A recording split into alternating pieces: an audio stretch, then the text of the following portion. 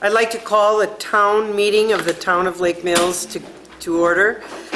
This is a public hearing and a special meeting of the electors this Tuesday, November 14th, 2017 at 7:30. A correction in the minutes of Agenda. in the agenda. We will call the public hearing to order in the year 2017. No, we're calling the public hearing of the 2018 budget, proposed budget. Thank you, Sarah. I screwed up the original. All right. The notice was published in the Lake Mills Leader, posted on the Town Hall, the North End Boat Launch, the cul-de-sac on Finch Brothers Road, and also on the town's website. I would like to open the floor for public discussion on the proposed budget for 2018. This is a meeting of the electors, and this is your rare chance, November and April, to bring your concerns and vote on our proposed budget, our highway budget, to us at this time. There's also a few other things on the agenda later on. We'll try to complete this meeting in the first half hour and then go to our regular meeting at 8 o'clock. So, an open discussion on the 2018 proposed budget. You have the documents in front of you. Are there any questions or any discussion that you would like to bring forward as the electorate? There may be some more copies on the podium. I don't think we all have copies. Copies are all available on the podium. I was hoping to have it projected, but we have a new computer and not a new projector, and the old computer is not cooperating. So I'm sorry for that.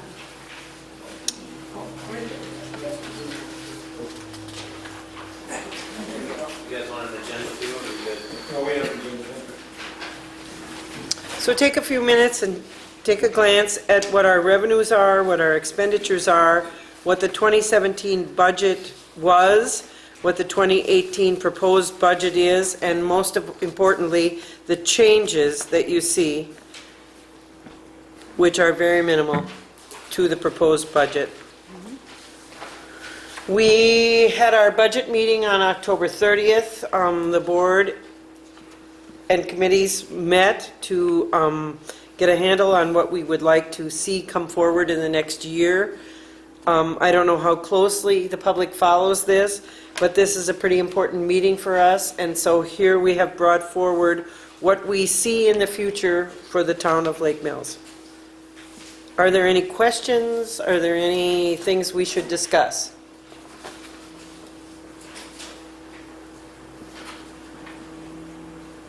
Thanks a lot, you guys. You're really a big help. Can you identify what the other fees, other taxes? There's Other taxes? 13,900 from 2017 and then 15,400. That would be personal property taxes and mobile home parking fees. Generally, on the revenue side, we try to be really conservative. The first number that you see up there, the general property taxes, that is a number that is set by the state. And that is all that we get to keep of all of the tax revenue that we take in from your property tax bill. With the exception of this road improvements, which we started doing last year, we've been talking about since 2015 and finally did last year start that. So everything else within here is very conservative because we don't know how much we're going to get in fines and forfeitures because we don't know how many people are going to park in the wrong place, for example.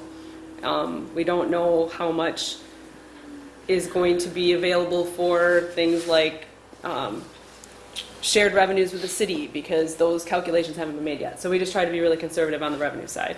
On the expenditure side, we know a lot more of that. And if you look at, clearly this computer's not going to work. This table. Yep, and the numbers are on the back, but the chart shows you that this is what we use the money for. So we take, we've got over half of our budget is spent on roads, removing snow from the roads, garbage pickup at the curbs. That's what this all represents. this piece of the pie here, another 28% is protection, fire protection, law enforcement. Fire signs is that little sliver down there, that's the, so that the fire department can find you. And then the remaining, what is that, less than a quarter, is all of the administrative stuff. And those we have a pretty good handle on. Whereas the revenues, like I said, we just budget conservatively and hope for more. Hope more is available. But we don't want to spend it because we don't have it. Does that make sense? Are there questions? Yes, Carl. I wondered, Why don't you stand up and tell us who you are? Carl Glassford, I live on 6481 Sherwood Meadows Drive.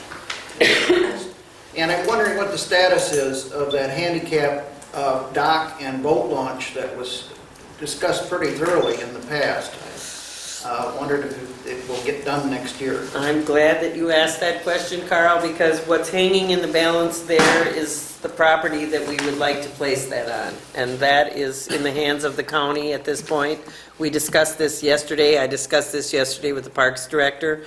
So there is still hope that there might be a kayak launch on the west side of Rock Lake at the very south end of the lake off of County Highway A, but there are still property issues that are involved with that. So if you'll note, we are reserving a great deal of cash in our Rock Lake account, and that would be the perfect place to expend that. So that has been removed from the agenda of the Joint Rock Lake Committee because it just kept coming up. We're going to wait until those property issues are resolved. Okay, thank you. Glad you asked that question, though. Oh, and working from that, the Rock Lake account, when we met at the budget meeting, we had that number at what it was last year. And then I remembered that we're building another canoe kayak rack. So that I did bump that up. Just so you know. Okay. Are there any other questions? Come on, you guys. You've got to have something to say. All right. Hearing none. We will close the floor to the public hearing. Is there a motion from the crowd? I make a motion. Is there a second? I'll second. Thank you. Who said that, please? Second? Anthony Beard. Thank you. Any discussion on closing the public hearing? Hearing none. All in favor of closing the public hearing, please say aye. Aye. And all opposed, same sign. We'll now move on to a special meeting of the electors.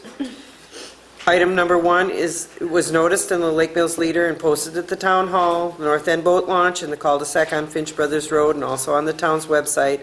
On the discussion this year is item number 2, discussion to approve the total year 2018 highway expenditures pursuant to section 81.01-3 of the Wisconsin statutes.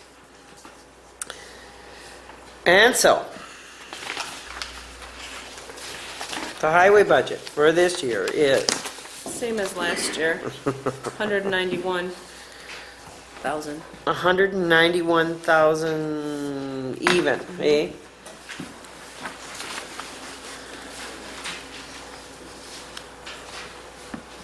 Before we begin, is there a motion to approve the 2018 highway expenditures? So, Is there a second? Second. Thank you. You know who you're dealing with? no, Now, is there any discussion on the 2018 highway I expenditures? need to know who the motion was. I didn't even see where it came from. Oh, thank you. Do you live in the town? Yep. Oh. Oh, okay. Oh, me, I just want to ask if there's going to be, I mean, where there going to be construction in 2018? All right, I can go over that with you a little bit. It looks like we have just completed Newville Road to the tune of almost $250,000. Maybe even more, eh? No. 265, wasn't it? No, that was conservation too. In there, Yes, right? and we did complete Conservation sorry. Road this year too, and added some shoulders to that road. What's proposed in 2018, first of all, you need to know that the city of Lake Mills is going to be working on Highway 89, which will pass right by the town of Lake Mills, and it will affect our property. The other thing that we're looking at for 2018 is to redo, in partnership, Korth Lane, which leads to Korth Park. That would be as far as I'm going to go. As far as our 2-year or 3-year road plan, I have been negotiating with the county to look at the redo of Rock Lake Road, because the bridge at Rock Lake Road and Newville Road will be done in the year 19. And so it would be within our grasp to obtain a grant from the DOT to assist with the reconstruction of the intersection of County Highway B and Rock Lake Road north, working in partnership with the town of Waterloo to complete the entire length of Rock Lake Road in 2019. That's about as far as my road plan goes. There are many other projects within that. Brushing, signage, snow removal. How many other 100 things come into play? Well, and you do the road tours every year. On all the other roads. But these are the roads that are targeted in the next 2 years. Hoping to obtain a grant from the state for assistance to complete the entire reconditioning of Rock Lake Road. So first on the list is Korth, then Rock Lake, and then a whole bunch of other stuff. We as a township try to accomplish as many projects with our budget as we can, looking at each road, spring and fall, to see what needs to be brushed, redone, culverts replaced, those kind of things. Big picture thinking is we would like to continue the program that we are on, borrowing as we have, in order to complete some of these projects. It's a tough road to hoe. When we're looking at Rock Lake Road, just the 1.69 miles that we have, we're looking at about a $300,000 figure. So it's very expensive for us to do these things, and I hope as you drive up and down Newville Road, you will appreciate the amount of money that has been spent to make that road passable. It hasn't been easy, let me tell you. Any other questions about that? These decisions do not come without a great deal of thought, care, collaborative work that involves the neighbors, the county, and the different vendors that we use. It is not without a great deal of care that we spend this dollar. So thanks for your question.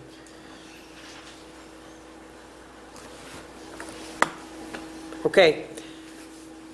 Motion on the floor. Motion is on the floor. I would call the question.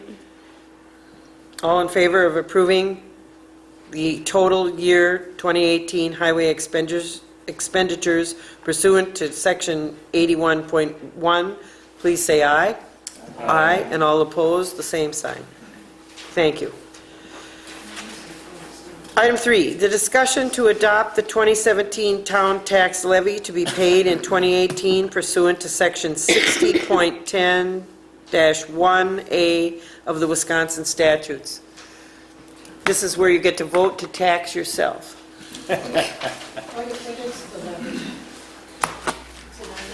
Yeah, it would be the first two numbers in the revenue. The taxes, general property taxes, that's the number I said was capped by the state, $372,768, and the road improvement piece of $150,000. And just so you know, we actually pay back more than $150,000. This is just the part that we are putting on the tax roll. The rest of it comes from that part of that highway budget. What's the to keep tax the- per thousand? Those two pieces The dollar amount. The dollar amount per of the thousand. whole of that, or each piece? Of the whole budget. What's our tax? It's in the spreadsheet I can't get open. $10 per thousand? Roughly, yeah. $10 per thousand? What is it? That stays in the town is right around 10. Yes, 10, 11. $10 per thousand. Yeah, we get to keep about 10%. I think it was 11% last year of what we How collect. does that compare with the townships around us? I don't have any idea. Okay. Thank you. Good questions though, Donna. Thank you. I have a question on that. You said that the 10% that the town keeps, right? Yes. But that's not necessarily the number that she was asking for. Well, she said per thousand, so $10. Okay. And that includes, Every $1,000 of your tax money, roughly 500 and more than 500 of it goes to the Lakeville School District. Another piece goes to MATC, another piece goes to the county, another piece goes to the state. We here keep about $10. okay, and then on the budget sheet, it says the change in percentage is 0.95, basically just under 1% change. Yes. That 0.95 reflects the increase this year without including the 150,000 for, Well, there's no change in the 150,000. We had that but last it year as is well. part of the tax plan. It's up the property tax plan that she was asking about. Isn't that what you just said? Yeah, I think I think we're talking about the same thing. That's what I'm trying to figure out. Okay. So the general property taxes and the adjustment to levy for road improvements, those are itemized on this sheet, but they're actually considered the same for property tax purposes for the next year. Is that right? They're 'Cause you- both on your property tax bill. Yes. I'm just trying to figure out how come you included those two together in that conversation. I don't understand it. Because she asked how many dollars per thousand this town keeps. Right. Right. So what is that? We keep both of those. 150,000. Well, that's tax dollars that we are keeping, yeah, to pay for roads specifically. We're all going to pay for the roads. There's no special assessment, so it gets Right. put in with the general. Right. So then, under total revenues, it's an increase of 3.8%. The total And then it's a revenues last year compared to total revenues this year is a 3.8% increase. Oh, Yes. okay, so that's a comparative number. Yes. Okay, and when we're talking about the increase to property tax from last year to this year, it's 0.95% Yes. from last year to this year, Yes. Overall. overall. Yes. Okay, yeah, great, thank you.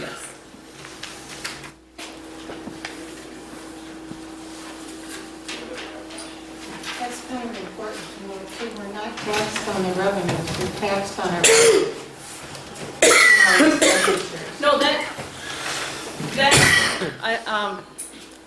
Yeah, we that number is what the state allows us to keep. to tax. That's tax revenue that we keep here to use, yes. So what is the question? I don't have it, Oh, but people are taxing the money that their township spends. Right. Well, that's part of our revenue, Yeah. is taxes, yes, Yeah, that's it. yes. pretty clearly described by our clerk in No, her apparently paragraph. Yeah, well, take a little time and look at it. What you're asking is how many dollars per thousand of value of your home you are paying. And the answer is about $10. Oh, yeah. Excuse me. Hacking and coughing. We are your team, working for you, not against you, trying to do the best we can with the dollars that are left. So that's clear. I'm hoping that it's clear. I'm not sure that it is, but that is my goal. If you have more questions, please let me know. Okay, where are we at here? A motion to discuss and adopt the 2017 town tax levy to be paid in 2018 pursuant to 6010. Do we have a motion on the floor? No. Would someone motion that? You're going to vote now to pay your own taxes. I'll move to adopt the 2017 tax levy to be paid in 2018 pursuant to Section 60.10, Parent 1, Parent A of Wisconsin statutes. Do I have a second? Larry Clark. Thank you. All in favor of approving the town tax levy to be paid in 2018, please say aye. Aye. All opposed, the same side. Thank you for your cooperation. Item 4, discussion and decision on disposal of town property. I think this is pretty well zipped up. We have a squad car. We are ready to transition. We have a tractor. We are ready to transition. And we have a personal watercraft lift that we are ready to transition. And what I would like from the electorate is a motion to dispose of town property. And in that motion, I would ask for a caveat that we allow the board to set the limits of what that disposal price will be. So Thank you, John. John Wright. Is there a second? Larry Clark, thank you. Now, any discussion on this? With the help of my team, we will set a minimum price for the squad car, which will be disposed of upon eBay with the help of the Lake Mills Police Department. The tractor and the personal watercraft lift, we will set a price on, and we will put that out for bid. We will advertise that bid, and we will make those bids come due like January, our January meeting. And we will dispose of that property at that time. dispose. You make it sound like we're throwing it away. Well, we're not, we're going, Sell it. well, it's not doing us any good, so we're going to be getting rid of Sell it. Term. You haven't Is there any discussion upon that? got to vote on it. Hearing none. All in favor of disposing of these pieces of town property with the caveat that the town board will set the minimum price? Please say aye. Aye. All opposed? Same sign. Thank you very much. A motion to adjourn this portion of the meeting. Motion to adjourn. Thank you, Larry. A second. Second. And now, you'll have about a 5 or 6 minute break here to reshuffle the deck. The only thing I ask, now that we have a house full of people, it's pretty unusual, that we clear a way to get to both doors as you bring in more chairs. So thank you. I'd like to call the town board meeting of the town of Lake Mills to order. November 14th, 2017, shortly after 8 p.m., Town Hall. First item on the agenda is a call to order. The notice of this meeting was posted at the Town Hall, the Lake Mills, the North End Boat Launch, the cul-de-sac on Finch Brothers Road, and also on the town's website. Item 2, adoption of the agenda. A motion. I'll make a motion to adopt the November agenda as printed. A second? I'll second. Is there any discussion on the agenda? Hearing none. All in favor of approving the agenda as published, please say aye. Aye. Aye, and all opposed, the same sign. The agenda is approved. Item 3, approval of the minutes from the October 10th meeting. I'll make that motion to approve. I'll second. All right, thank you. Is there any discussion on the monthly board minutes? Hearing none. All in favor of approving the minutes as published, please say aye. Aye. Aye, and all opposed, the same sign. The minutes are approved as published. Item 4, approval of the treasurer's report.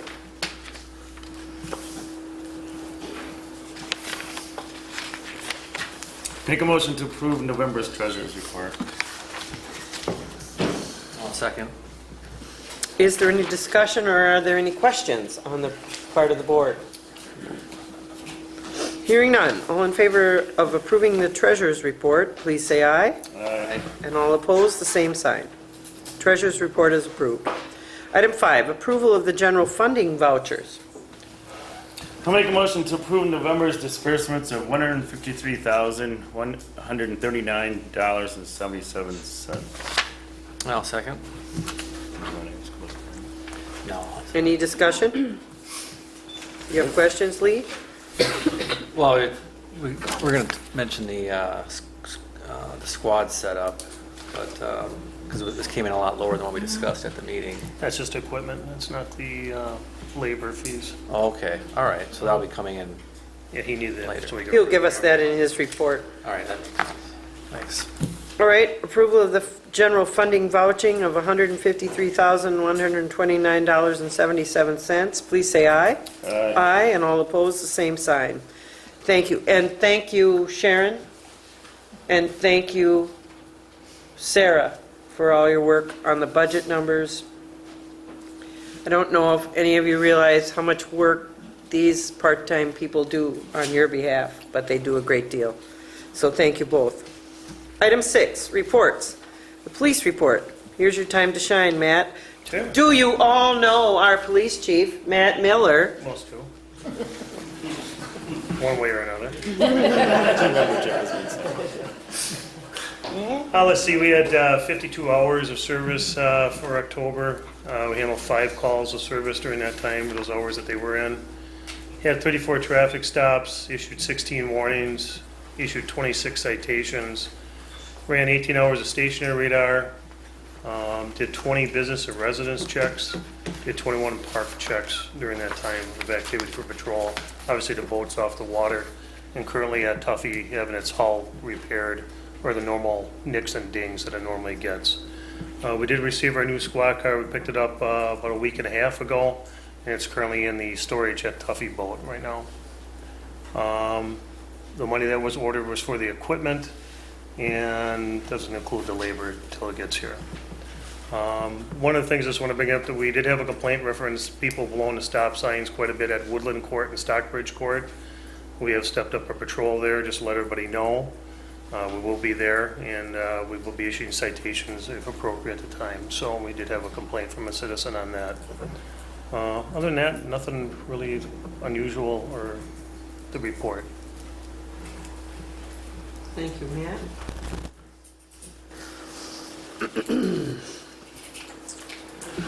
Moving on. The next item is B, the Joint Rock Lake Committee report, including the draft recommendations from the 2017 Rock Lake Management Plan. I want to say many thanks to the people who have served on the advisory committee, and I also want to thank you, Patricia, for all the work that you've done providing them the information that they have. The management plan was unveiled about a month ago. A pretty low turnout at that citizen meeting, and so I think that it's very important that you guys all take a long, hard look at what the visions and goals are and what the recommendations are for 2017 to put forward another 10-year plan for Rock Lake. This is important to us because it makes the foundation for any grant work that we do. It also makes the foundation of what our goals are and what we might pursue within the next 10 years. I don't believe that this is completely hashed out, but I will let you give the summary of what has been intended. Go ahead. Well, these draft goals are available on our website. Yeah, so the advisory committee put over a year, have met and put together recommendations and goals and a vision for the next 10 years of management actions on Rock Lake. So the next step is at the Rock Lake Improvement Association board meeting, which is it next to Monday? Monday at 6:30, they meet in the city building. Those recommendations, the vision goals recommendation, can be found on the Rock Lake Improvement Association website. If you have any comments, you can send emails right to the Rock Lake Improvement Association. On the website, there's their email address. You could also, if you have my email address or want to get it later, you can send comments to me also. And so they'll be making the final decisions on that document that is on the website. And then by the end of December, the plan that contains all the background materials for the plan, including, issue papers on recreation and water quality and habitat, those types of things will all be part of the report. So that'll be done by the end of the year. Sorry to put you on the spot. That's okay. How'd I do? Thank you. So we're going to be considering these things over the winter, once the draft is complete. If there are any suggestions or input that any of you have towards this goal, I wish that you would come forward and help us with that. This will guide us over the next 10 years on how we look towards the future. So thanks, Patricia. Anybody else from the Joint Rock Lake Committee? You guys are good? Thank you. Item C, the Planning Commission report. Lee. Yes, we met last Tuesday, November 7th. We had a discussion decision on the request for shoreland variance by Fred and Cindy Gremmels at N6772 Shorewood Hills Road. That is on the agenda coming up on 8A. That passed 5-0. And then we also discussed the recommendation for appointment to the ETZ committee, where myself was recommended along with Sarah Mushka. And that's all I got. All right, that's good. Thank you. Any other committee reports? Hearing none, we'll move to item 7, a period of public comment and questions. This is for you, the electorate, to talk to us for anything that is not on the discussion and for discussion purposes only. If you are here to speak on any other issue, you may do that at the time we hear that issue. But if there is anyone who would like to make a public comment to the board, this is your time. Hearing none. Everything is happy in the town of Lake Mills. Thank you. This appears on our agenda every month, and you are all welcome to forward any comments or questions you have. This is your meeting as well as ours.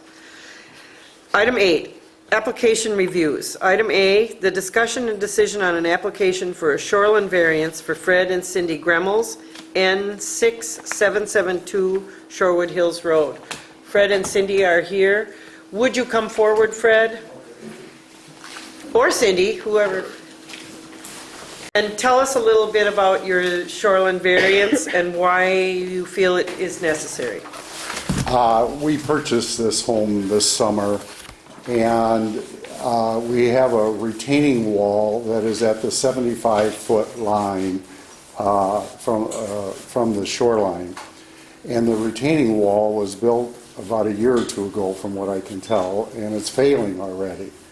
And I've had 3 landscape contractors give me the opinion that the only way to really repair it and make it structurally sound is to do a 2-tier repair.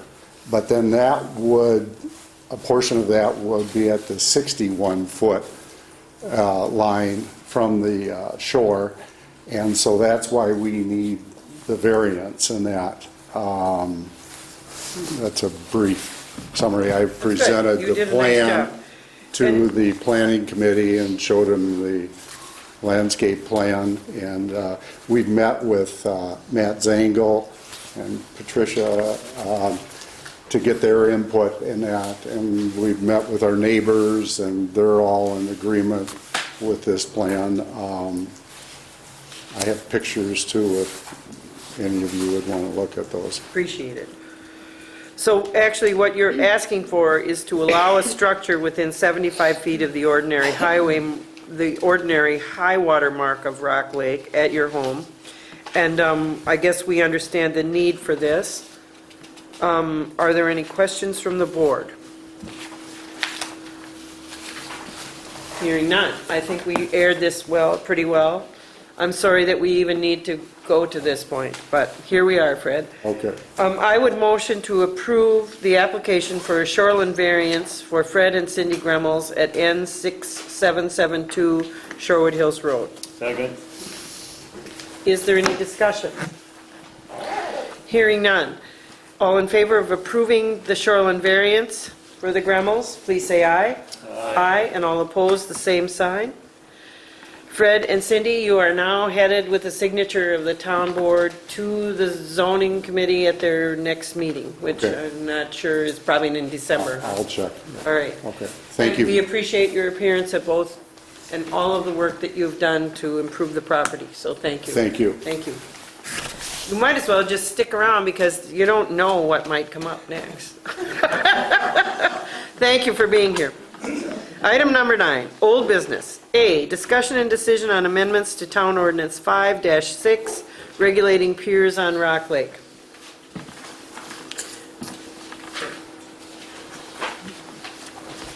Is there anyone here who would like to speak about the pier ordinance as proposed? Is there anyone here who has read the pier ordinance? Oh, Patricia, I knew you were going to say something. I did get a request for it too, but that person's not here. So there have been, at least somebody reading it. So I realized I haven't met everybody on the board. I'm Patricia Cicero with the Jefferson County Land and Water Conservation Department. I sat in on the meetings that the Joint Rock Lake Committee had regarding the pier ordinance and the discussions that they've had and how it then got forwarded to the town.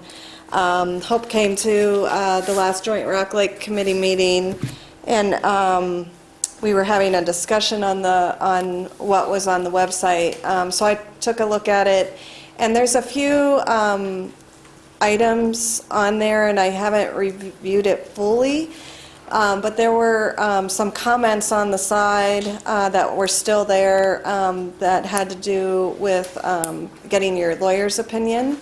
One in particular, I think you'll need to look at because it is contrary to what the state law is in terms of the number of boat slips you can have. So you should look particularly at that item, and there might be some other ones. Just look for the comments on the side to see if there's any changes that should be made from what you have printed on your website. How do we know what their final version is? This is the one.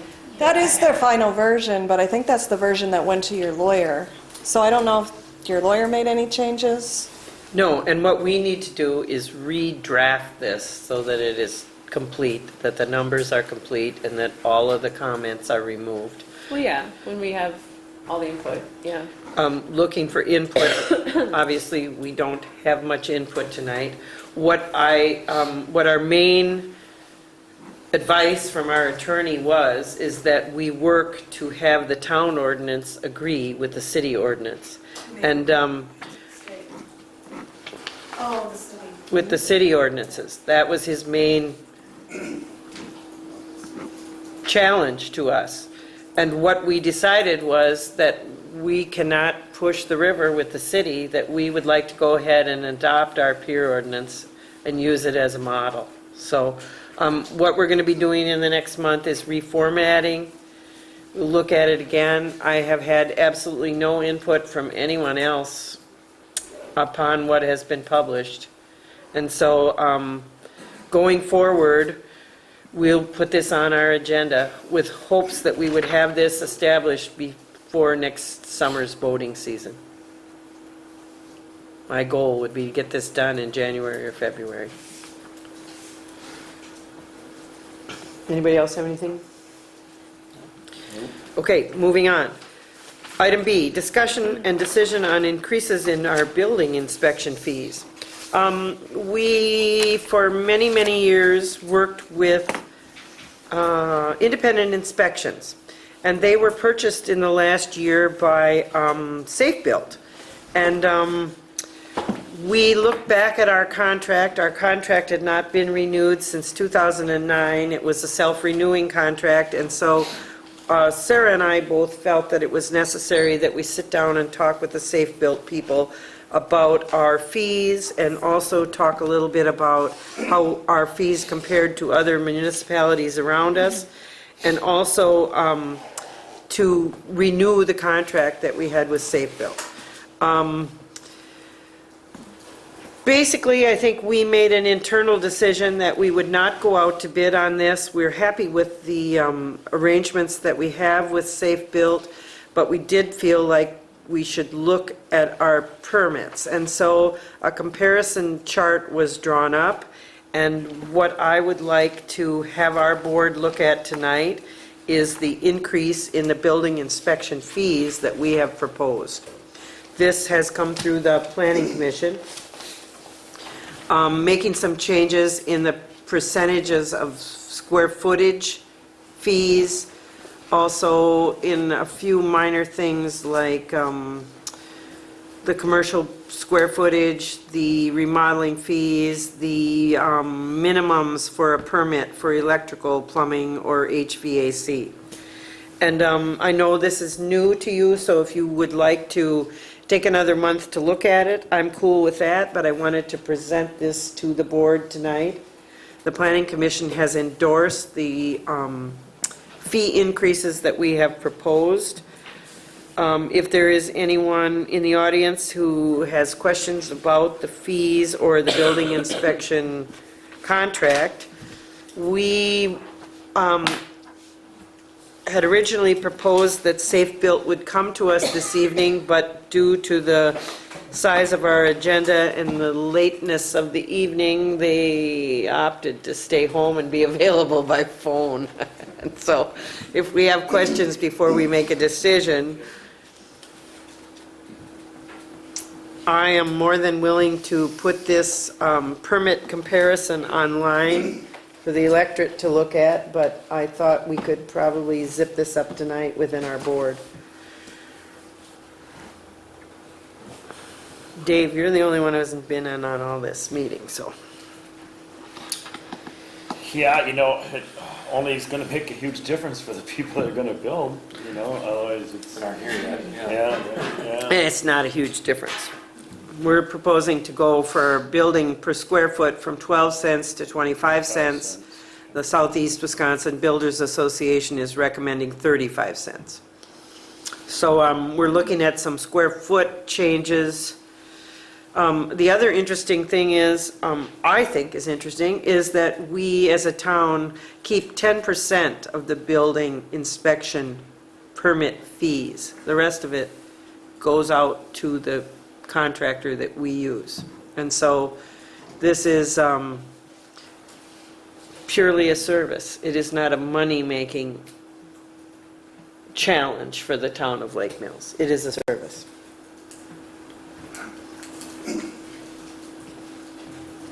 So I would either entertain a motion, or I would ask for a motion to table until the next meeting.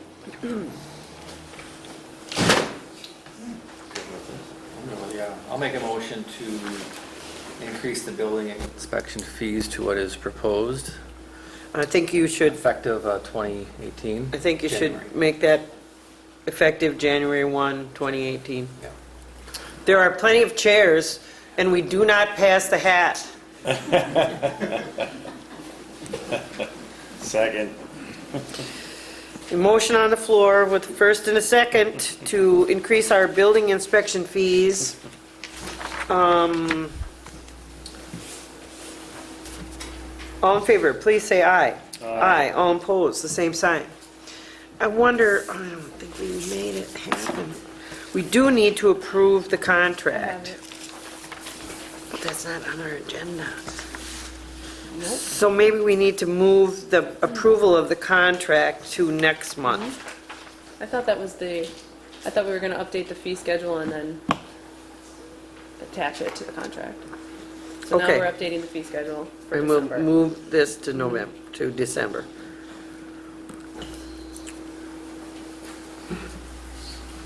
All right. Item C, Discussion and decision on an intergovernmental agreement with Cambridge Fire and EMS. For those of you who are not familiar, part of the town of Lake Mills is within the Cambridge Fire District and is served by the fire department there and the EMS. Dave Schrader is our representative. The last meeting we had, we went through the whole intergovernmental agreement, and we did not have the council present at that meeting because we knew it was going to take quite a while. We went back to him with all the changes, and there hasn't been any correspondence back yet. So that's hanging fire for December too. We still wanted it done before the 1st of January. We did include in our budget the increases that they had projected, and so, just so you guys all understand. Okay, Dave, thank you for your service on that board. Yep, It must be a lot of fun. some days. D, discussion and decision on Clean Boats, Clean Waters, our 2018 grant application. For the last 3 years, is it 3 or 4?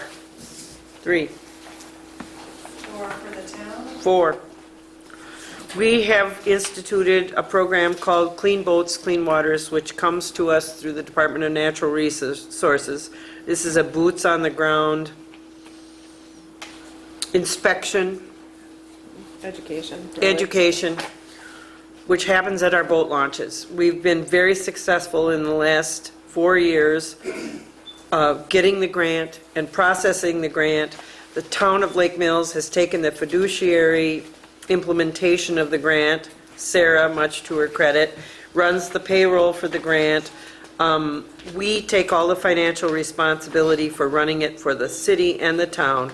And Patricia Cicero, who we met earlier in the meeting, is our lead person on this. She does not only help us with the screening of the employees, she does all of the training. She has been beneficial in helping us write all of the grants, and she has done a huge amount of follow-up, especially when we have had personnel troubles. How's that? And so, would you like to say a few words about Clean Boats, Clean Waters?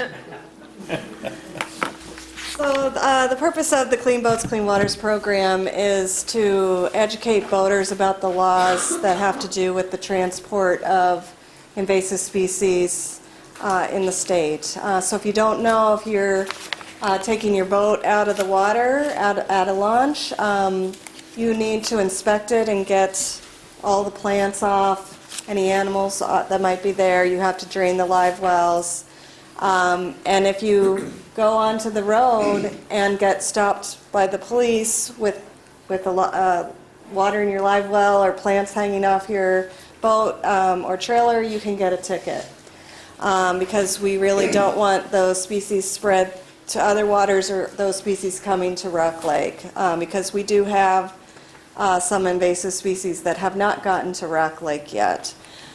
So these watercraft inspectors that Hope talked about go to the launches and they educate boaters about the laws. And they're very well received by the public. A lot of people end up thanking them for their service. They, in addition to educating the boaters, they also do data collection, and that data is uploaded into a state database on the program, and that way the state and the county officials, we get together every so often and talk about how to improve the program. So it's a really great program, and before you tonight is the grant application to continue it for 2018.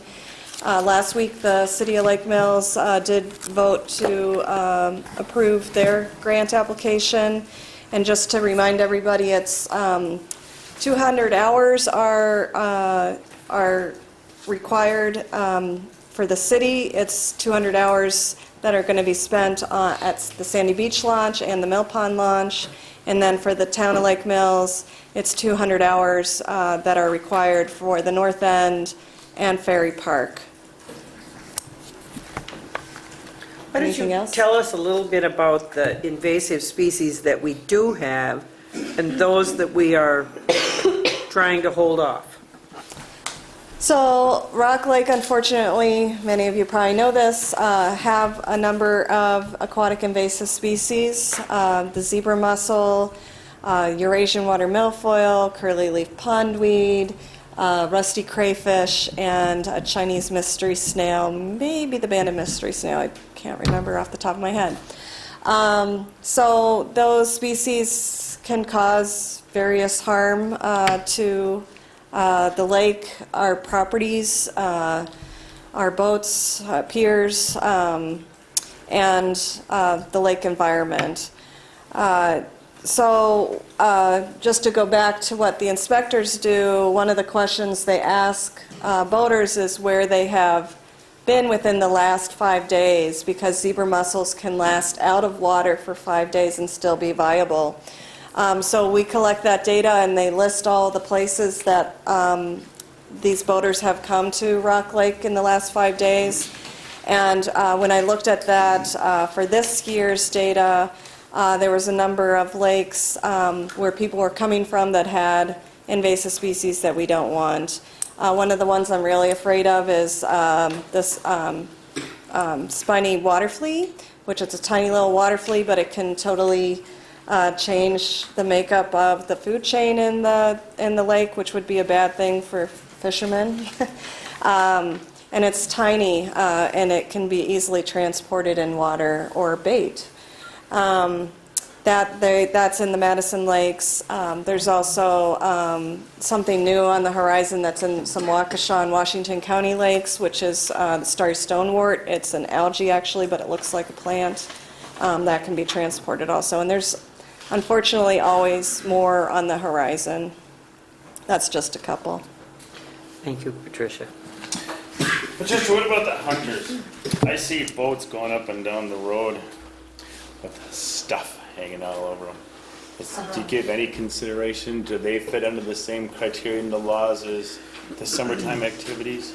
Yeah, it's interesting you bring that up, because in the last couple years, the DNR and the UW Extension has been looking at that population because the waterfowl hunters especially can be conduits of plants and animals and transporting them. If you've ever seen a duck blind on somebody's boat, they use vegetation, and they use decoys and their anchors. There's a lot of equipment that they use that can harbor mud or water or get plants stuck to them. And so there has been a statewide initiation of a start of a program. I did have one of our watercraft inspectors from this summer go to Sandy Beach Launch for an hour during opening season. He unfortunately didn't talk to any waterfowl hunters. Next year I'm hoping to partner with the wildlife biologist in the area because there's a lot of wetland areas in Jefferson County and other lakes like Lake Koshkonong and Rome Pond that we see a lot more waterfowl hunters present, and so I'm hoping to get the word out that way and have more presence at those other areas. I don't think there's a lot of pressure on Rock Lake. Mostly they would go into the marsh. So I didn't get a sense that there was going to be a lot of hunters to talk to there. Thank you, Patricia. Sure. Patricia does not like to take a lot of credit for what she does, but she is our conduit for the lake environment through the county. She's done an incredible amount of work to make this program successful, and whether she likes it or not, she's my hero. You have a question? Is there washdown stations available for boaters anywhere on the lake, or is that something that is projected as being implemented at some point in the future? So this is also something we talk about a lot with the state and county partners all across the state. They're called decontamination units. There are some portable ones, and there's places where they have permanent ones. We know, though, that in order to get, usually the small body organisms like the spiny water flea, that's really probably what you're going to effectively get with a decontamination unit. And we know that it has to be high pressure and at least 140 degrees Fahrenheit. And there's a lot involved in decontamination units. But if there's going to be changes to any launches or launch areas in the future with Rock Lake, that would be the time to think about it.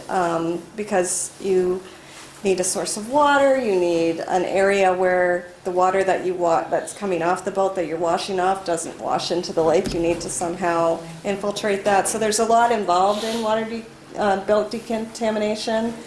So it's something that maybe we should look at into the future. Well, I just But moved here from the West Coast and they're all over out there. oh yeah, the West that's- Coast I was has just different curious. programs. Didn't hear anything about it. Yep. Thank you for your question, though. Thank you, Patricia. So the total cost of the project to the town of Lake Mills is $4,100. The grant that we receive, hopefully, is to the tune of $3,075, and our local share is $1,025. Plus the effort that we expand, that includes the effort that we expand to keep the payroll up and to do all the details that the town has to do with the employment of the 3 inspectors that we've had. So I would ask for a motion to approve the Clean Boats, Clean Waters grant for 2018. I'll make that motion. And I will second it. Is there any discussion or are there any questions? Hearing none. All in favor of approving Clean Boats, Clean Waters 2018, please say aye. Aye. And all opposed, the same sign. Again, thank you to the city because they partner with us on this, and thank you to the Joint Rock Lake Committee, and thank you to Patricia for all your help that you give the town to make this successful. Item E, an update on the Drainage District lawsuit. Many of you may not know, but the town of Lake Mills is involved in a lawsuit with the Drainage District number 15. It looks like we have been brought to small claims court. Our attorney, Mr. Leverton, has been working on this. The status of this is, what does Lee say? The district, the whole claim basically is because the Drainage District says that the town of Lake Mills is responsible for some rocks that are underneath the bridge on the Koshkonong Creeks at Britsky Road. The cost of removing these has been determined by the Drainage District to be about $3,500. The town is contending that we do not have any jurisdiction in that area, and we're kind of at a standstill with this. Our attorney is working it, and it looks like it is our factual contention that the town did not put the rocks there. The Drainage Board indicated that they thought vandals might have done it. We have not been provided with evidence to support that contention. We may agree to the fact that this means the town did not cause the rocks to be placed underneath the bridge. I guess we'll wait and see. Seems to be kind of a standoff. I believe there's a troll under the bridge. That's been our contention. Can you prove it? So if anyone has any questions about this, I guess they could see me or they could help us by... All right, item 10, moving on to new business. A, the discussion and decision on approving the 2018 town budget. I would motion to approve the 2018 town budget as published. Second it. Is there any discussion on the budget? Hearing none. All in favor of approving the budget as published, please say aye. Aye. Aye, and all opposed, the same sign. Item B, presentation of Daybreak Foods on the development proposal. Rick, you need any assistance here? I'm not sure, I didn't know you would have a projector, so. Well, we really don't. It's Kind of a not joke. really working. What's that? It's not really Our working. projector is kind of a joke. Would it help if we turn the projector off? You have, Cover it. Just so, because I'll put some little storyboards up here and I think it'll be Okay. easier to see. and then I'd ask that you Switch there behind you. introduce yourselves and your team, and we'll go from there. So, Fred and Cindy, I imagine you didn't think all these people cared that much about your retaining wall. Now I don't. But while they're here, we'll give a presentation anyway. So my name is Rick Radel, and I'm with Daybreak Foods. I'm the capital projects manager for Daybreak Foods. I've held different capacities at Daybreak for about 26 years. And I've got with me this evening Keith Cool. He's our regional operations manager for Daybreak Foods. Keith is responsible for basically all the Wisconsin operations, both the Creekwood facility that we're here to talk about tonight, and what we call LMC, which is kind of on the county line between Jefferson and Dane County, just north of Highway B. And so Keith is with me. Also this evening I have Bob Polfel. He's with REA Engineering, and he's our team leader for our site engineering for this project. And I want to thank the board for letting us come this evening and take a few minutes to talk about an upcoming project. I'm going to start by apologizing a little bit, only because we wish we could have come to you sooner to give this presentation. And I say that because in the planning process for this, things kind of continuously change and get upgraded. And we want to come with the most factual information that we can give you. But in that process, it kind of gets slowed down.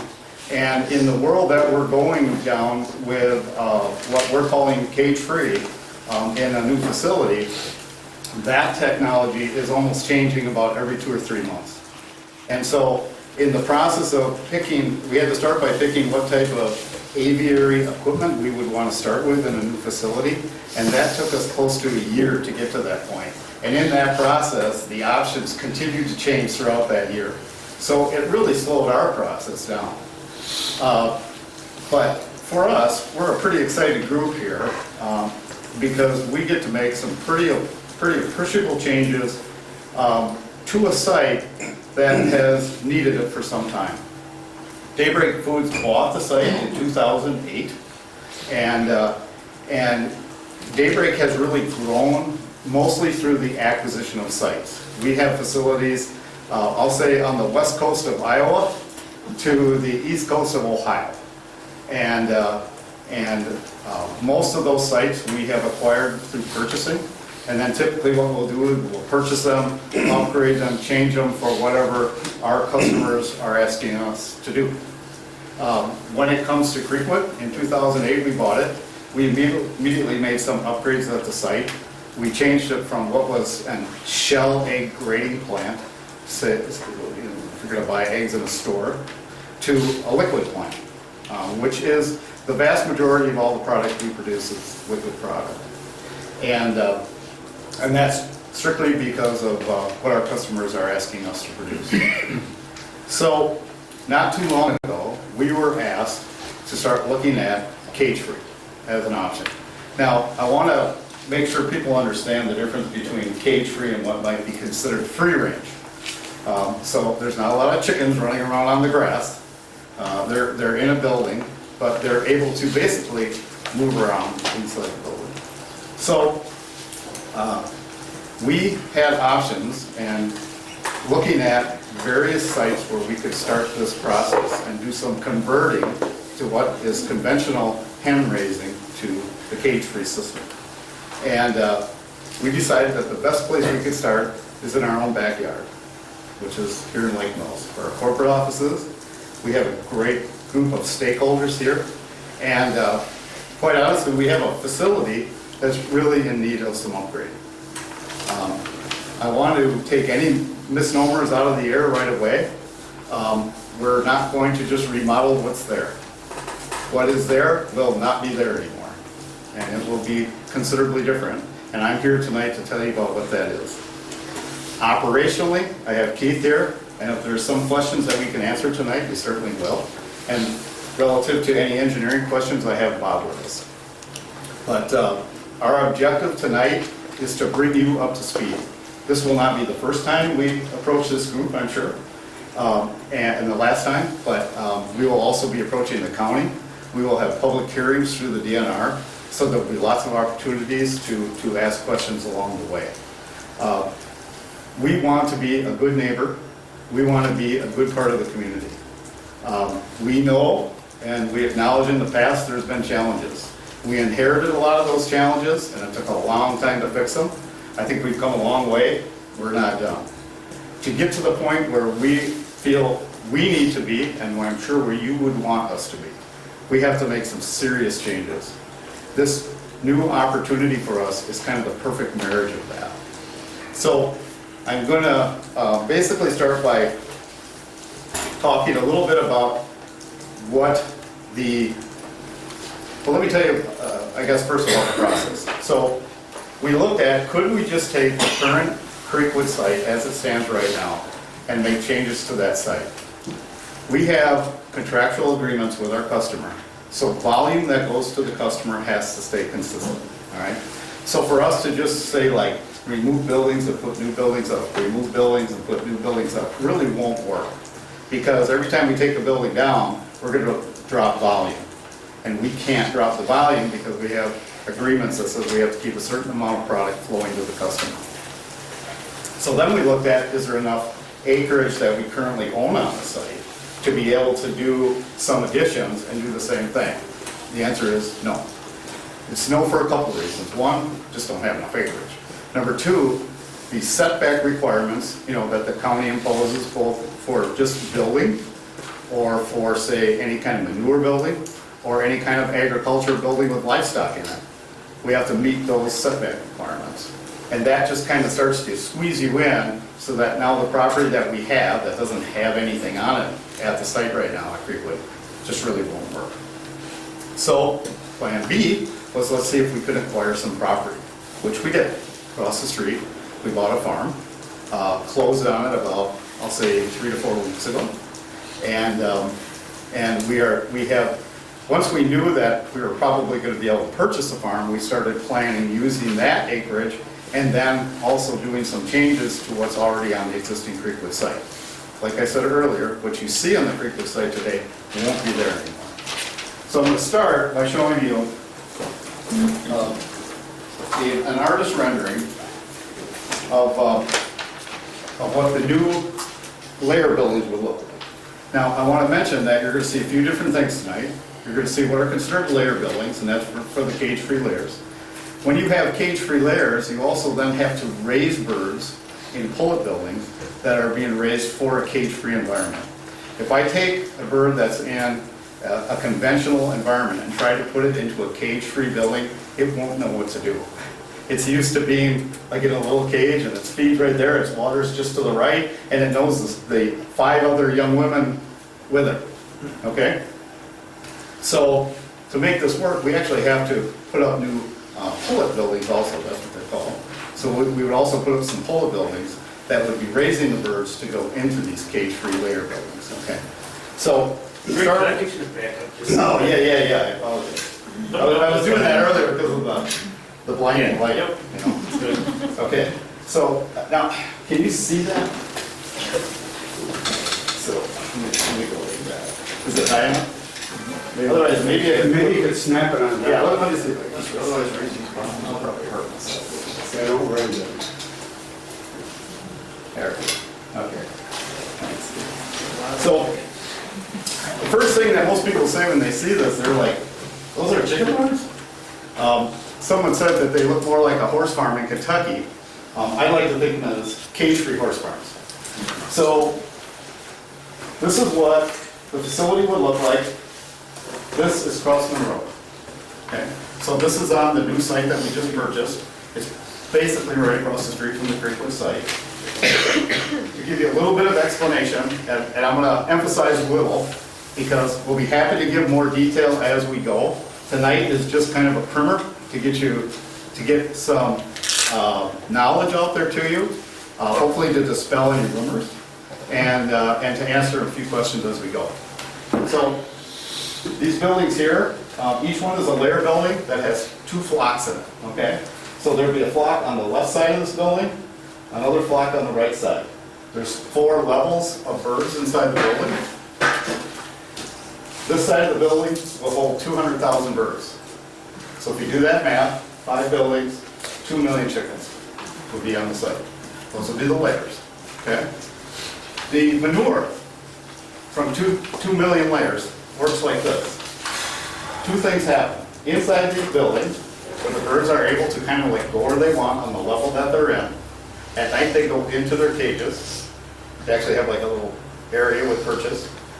During the day they go into an area where they lay their eggs. They have nesting areas. Yeah. The manure that comes from those birds will actually go into the center area in the building, which is what we call an MDS, a manure drying system. And it's actually a serpentine system where the manure will be dried down inside the building and then go mechanically out to a storage building back behind here. At that point, it's down to about 20% moisture. When a bird poops, for lack of a better term, it's about 70%. So it basically has removed, about 80% of the moisture that was originally in the manure. So it's very dry. The other thing we're doing that most companies don't do is inside the aviary system are blowers that also blow. When the bird poops, it poops on a belt. We dry that on the belt as well. So we're actually drying it twice. Nobody in the industry is doing that. We're doing that here because we think it's necessary to get to the level that everyone can live with, which is essentially close to no order. I am never going to say no order, but you can't get any better. In fact, there are companies that are doing this in Europe that actually turn some of the dryers off because it gets so dry. And once you dry it, the ammonia is released, or no ammonia was produced anyways, and so you have a very nice product. Very saleable product, by the way. So we have 5 buildings here with 2 million birds. This would be a flock. This is another flock. Here's a flock. Here's a flock. So there'd be 10 total flocks on the site. You would have a processing plant, a new processing plant. Down here on the site, which you'll see, this is kind of like a first rendition. There'll also be a little biosecurity building for stakeholders to come in and out. But this is kind of an essential drawing that's important because all of these trees and that kind of thing, they will actually be planted there. We look at that as kind of like a good biosecurity for us because it's natural air filtration.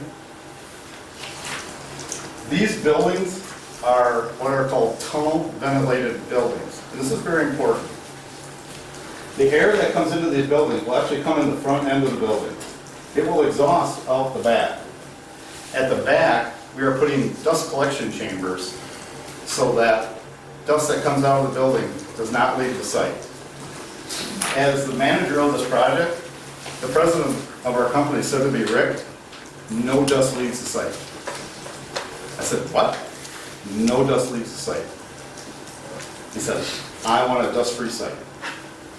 So we've been painstakingly working through that process because to move the amount of air that you need to keep the birds healthy and comfortable in a cage-free environment, we're going to push a lot of air through the building. So we have built containment areas that actually fall between the back of this building and before you get to that manure storage area that will contain all of that. I wish tonight I could give you that detail. We have it, but it's pretty extensive. But this is kind of where everything starts. By the way, the color renditions on here is exactly what we're going to build. We've told our contractors there will be no wood in these buildings, by the way. We've asked for superior finishes. These will have standing seam metal roofs. The cupolas on the building are for a visual expression of the building. We're going to be very proud of this site. Yes? What's the footprint of that entire building? Of like one of these buildings? Yeah. 120 feet wide by 500 feet long. And there's going to be how many buildings? 5. 5. Okay, just like you see. Okay. Okay.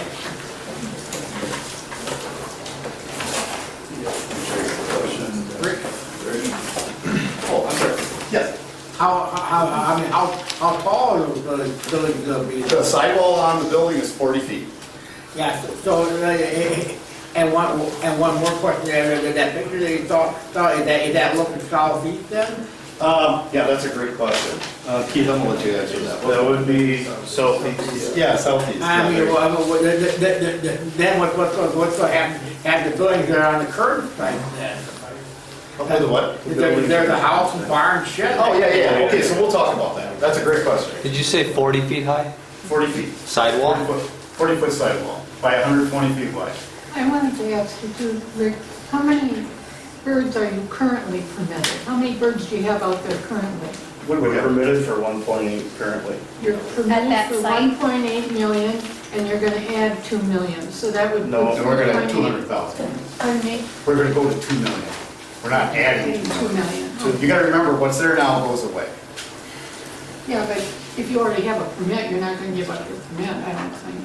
But we convert that permit just over to the new. Yeah, Right. so you have a permit for 1.8 million, and you're gonna get to 2 million. Correct. So Yeah. it's not 2 million new birds, Correct. besides the Correct. 1.8. Correct, exactly right.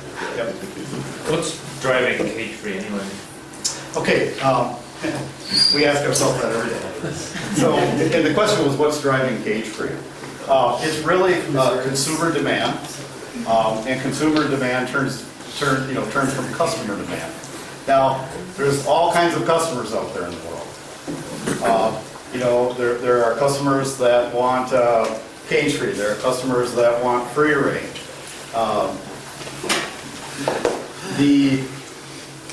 We look to our customer and say, what do you need? And they tell us what they need. They're looking for us to put on board in total for them over 4 million birds. We're only doing 2 million here.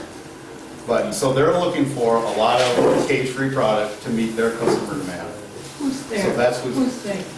I can't speak to Okay, that. because it was in the State Journal, though, Rick, about that McDonald's, who's one of your breeding customers, said that their producers, or whoever they bought from, had to go to these free range or cage free or whatever. I mean, that was in the State Journal, so. Yeah, I mean, I can't speak to that. So it's All never- I know is what drives what we do. If we didn't have a customer that would want this, we certainly wouldn't do it. No. I mean, it's not something you do. There are actually companies that have gone out there and kind of literally stuck their neck out to do some cage-free, and they're finding they don't have a market for it. That's not the way Daybreak operates. If the customer isn't there for it and has agreed to it, we wouldn't build it. And it's very long-term. So, I'm good, oh, I'm sorry. Yes. Sorry, just quickly, so when you transition to these 2 million new birds, what do you do with the 1.8 million birds that aren't adaptable? I'll get to that. Okay. Yeah, you're getting ahead of me, but you're thinking right. Okay, can you see this okay? I want to take Maybe I can put it on the upper level there. I just want to take a close look at it. Because my place, obviously, where my place is. Right here, that's my place. Okay. Then we take all the current ones down, then we make the land, I think. Well, tell you what, let me go. Let me grab the other one.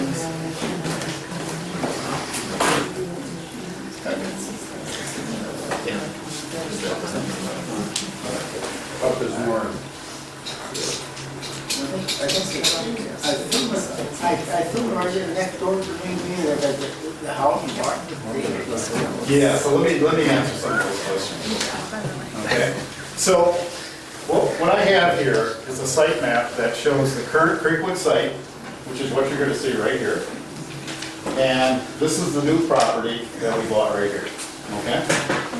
This is Crossman Road, this is Highway A. Just kind of give everybody a perspective where we are, okay? Right now, on this site, it's nothing but field. There is a farmhouse, there's a beautiful red barn. There is a shed right about here, and I think there's a little like chicken coop in the back, okay? All right, so this would be the site. There's about 79 acres here. We would build on the front, I'll call it the front 40, right? Here's those 5 buildings that I had in the picture, okay? This area here is paved driveway, or the only thing it's used for is actually to move birds in and out. Okay. This is the manure storage area in the back here. This is the processing plant. I mentioned that we would have a biosecurity building for people coming in and out of the buildings. That's what this is right here. That's for the stakeholders that go inside. Okay? So this is what the layer site would look like. This is the current Creekwood site. There are 9 buildings. All right? All of these 9 buildings will go away. Okay? There are 3 manure buildings. At least 2 of those will go away. 1 will be remodeled for storage, just for machine storage, equipment storage, that kind of thing, and probably reduced to about half its size. If we have one that's in pretty good shape, we're going to clean it up and remodel it for a nice building. Continuing on the site, so all of this will go away.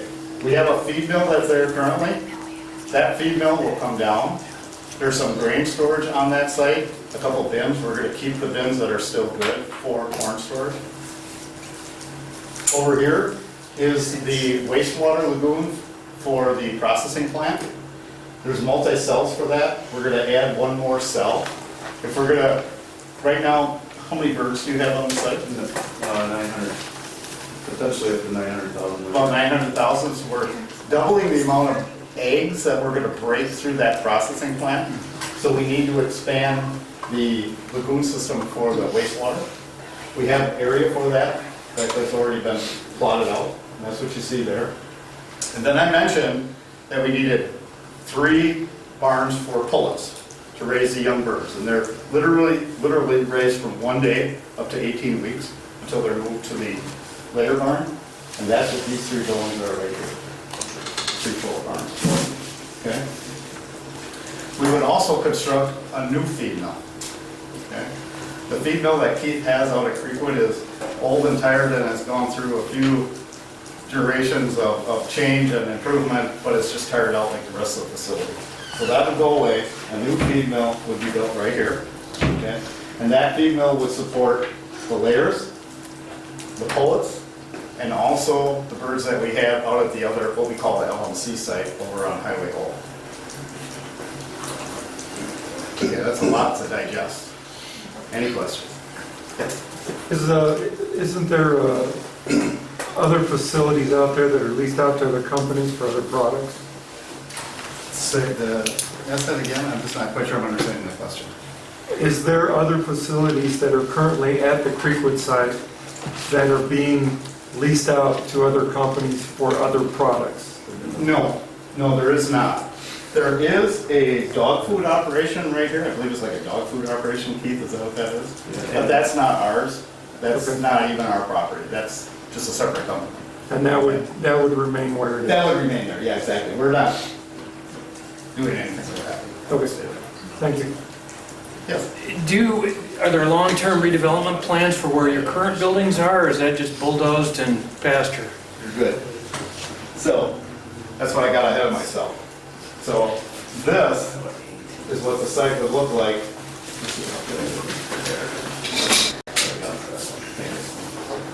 So this is what the site would look like when we're done.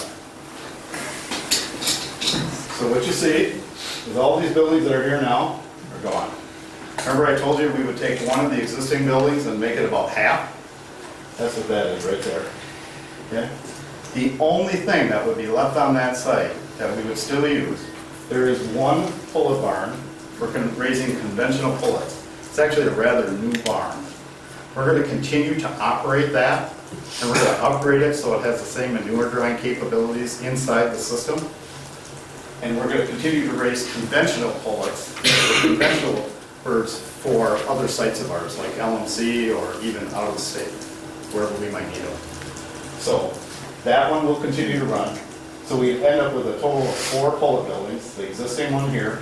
There's actually 2 existing pullet buildings right here that they're covered up here because they're going away to build the 3 new ones. This building that you see right here, that is a new manure building for the pullets. And everything for the manure is handled inside.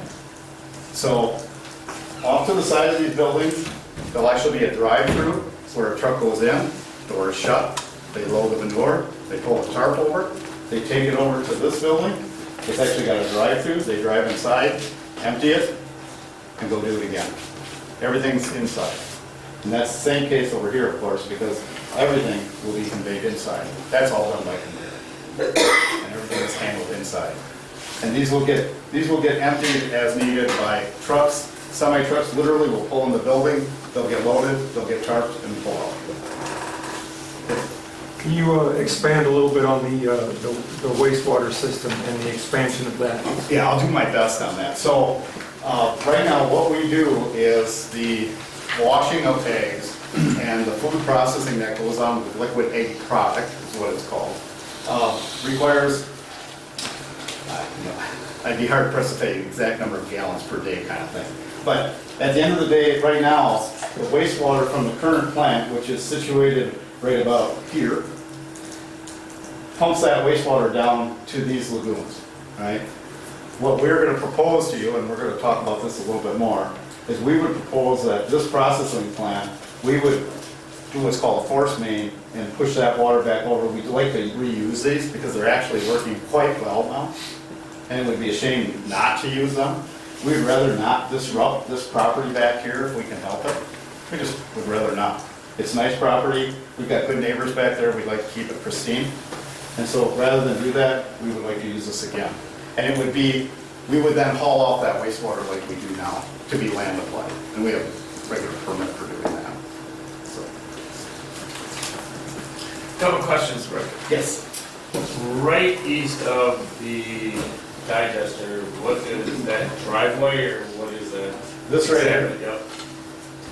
Yep. That's a gravel area that's there already. Right. Okay. So we just didn't cover that up, but we need to get to the side of that because there's a manhole there and things Sure, like that. right, yeah. So just access to that part of the existing system.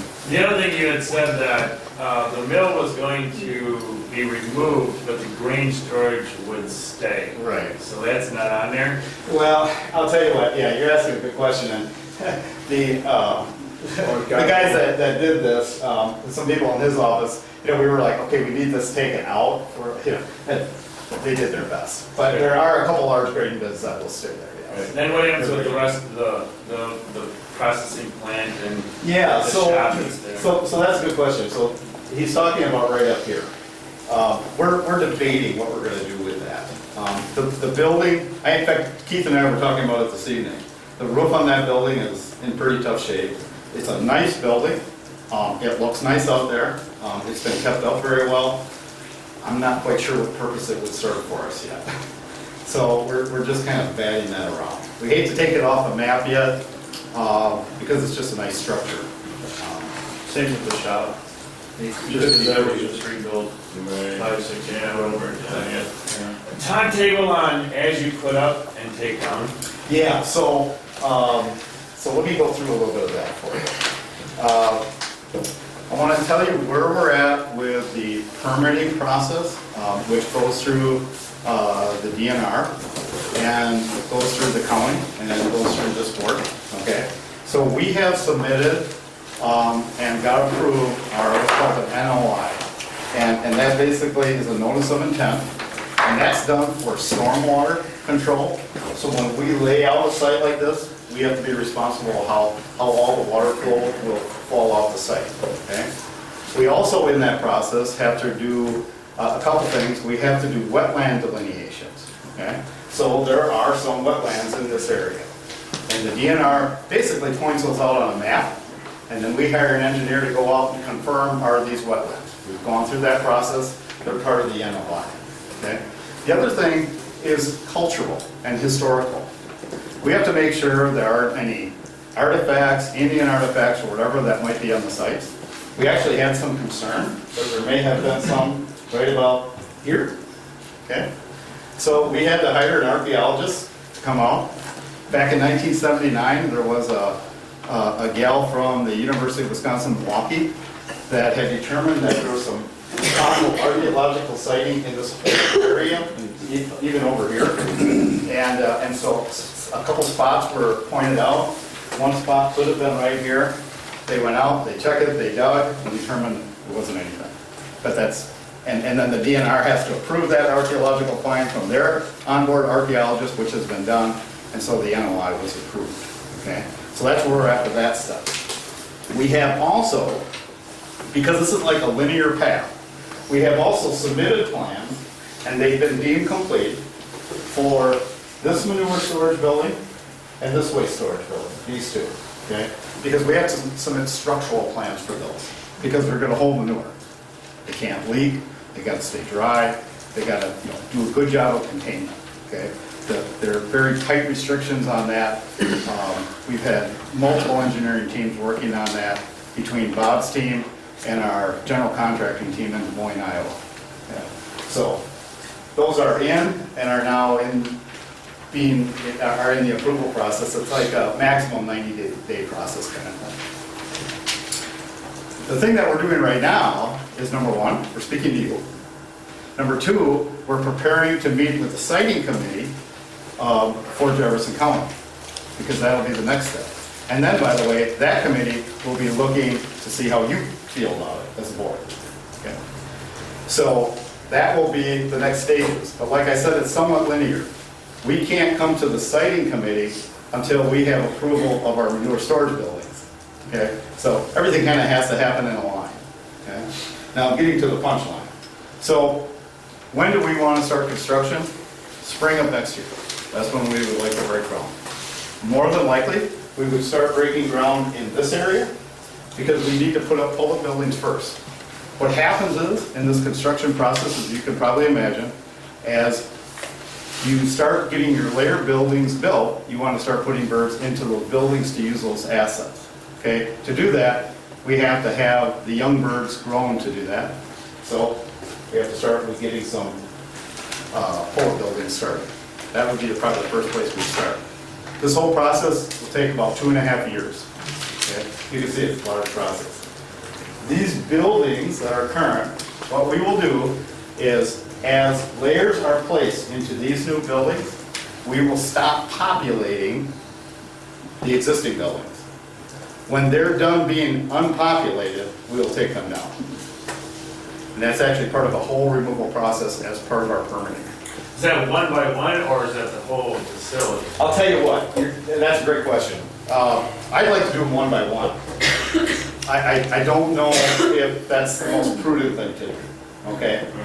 So more to come on that question, and we'll define that as we go. We have set some Gantt charts and timeline tables up for this whole project, and it basically puts us out to the fall of 2020. By that point in time, this is what you would see. Okay. Now, I want to caution you, don't take my word for everything I'm saying tonight. Because I can tell you, probably 6 times yesterday afternoon, I made plan changes to these buildings. Okay? That's just how the process goes. I didn't make the buildings longer, I didn't make them wider, but I added a little room here, and I changed this, and I changed that. What you see here is what you're going to get, but the detail, which a lot of people like to see, if I gave you the detail today, it might change a little bit tomorrow. We will get to a point that it won't change anymore, okay? For the siting process, once we say a building is going to start here and end here, that cannot change. That will be set in stone. So that's why we're doing all of our work now, so when we get to that point, we are committed. And then you'll hear more. I'm going to tell you, I'm a firm believer that in the absence of fact, people create their own. It just happens. Okay? I've heard people say, oh, you're building 2 buildings. Oh, you're going to go 5 million birds, 6 million birds. I've heard all kinds of things. Okay? Keith and I will give you the facts as we know them. Okay? If we leave out detail, we just may not be sure of the detail. But we want to be very transparent. We are here for the long term. We are here as your neighbors. We've got great stakeholders on our site. I'd like to think we, provide a lot of income to the township and to the county. We want to continue to do that. And, we just recently had a family loss. One of the people that was hurt in that farm accident, Brian, had worked for us for 36 years. Okay? So he won't get to see this. We're actually going to be devoting one of our buildings to him. We'll have a plaque on it. And yeah, it was a sad day for us. But we have such a good story to tell. Lots of woes that we're trying to overcome. We get it. But what we're going to do here is really going to change us. And we'll make you proud. Rick, just to clarify, because I think you made it pretty clear, you have 1.8 million birds, and you're planning to go to 2 million. So you're really asking for a couple 100,000 new birds. Correct. You want a permit that will take it about 200,000 more birds, is that right?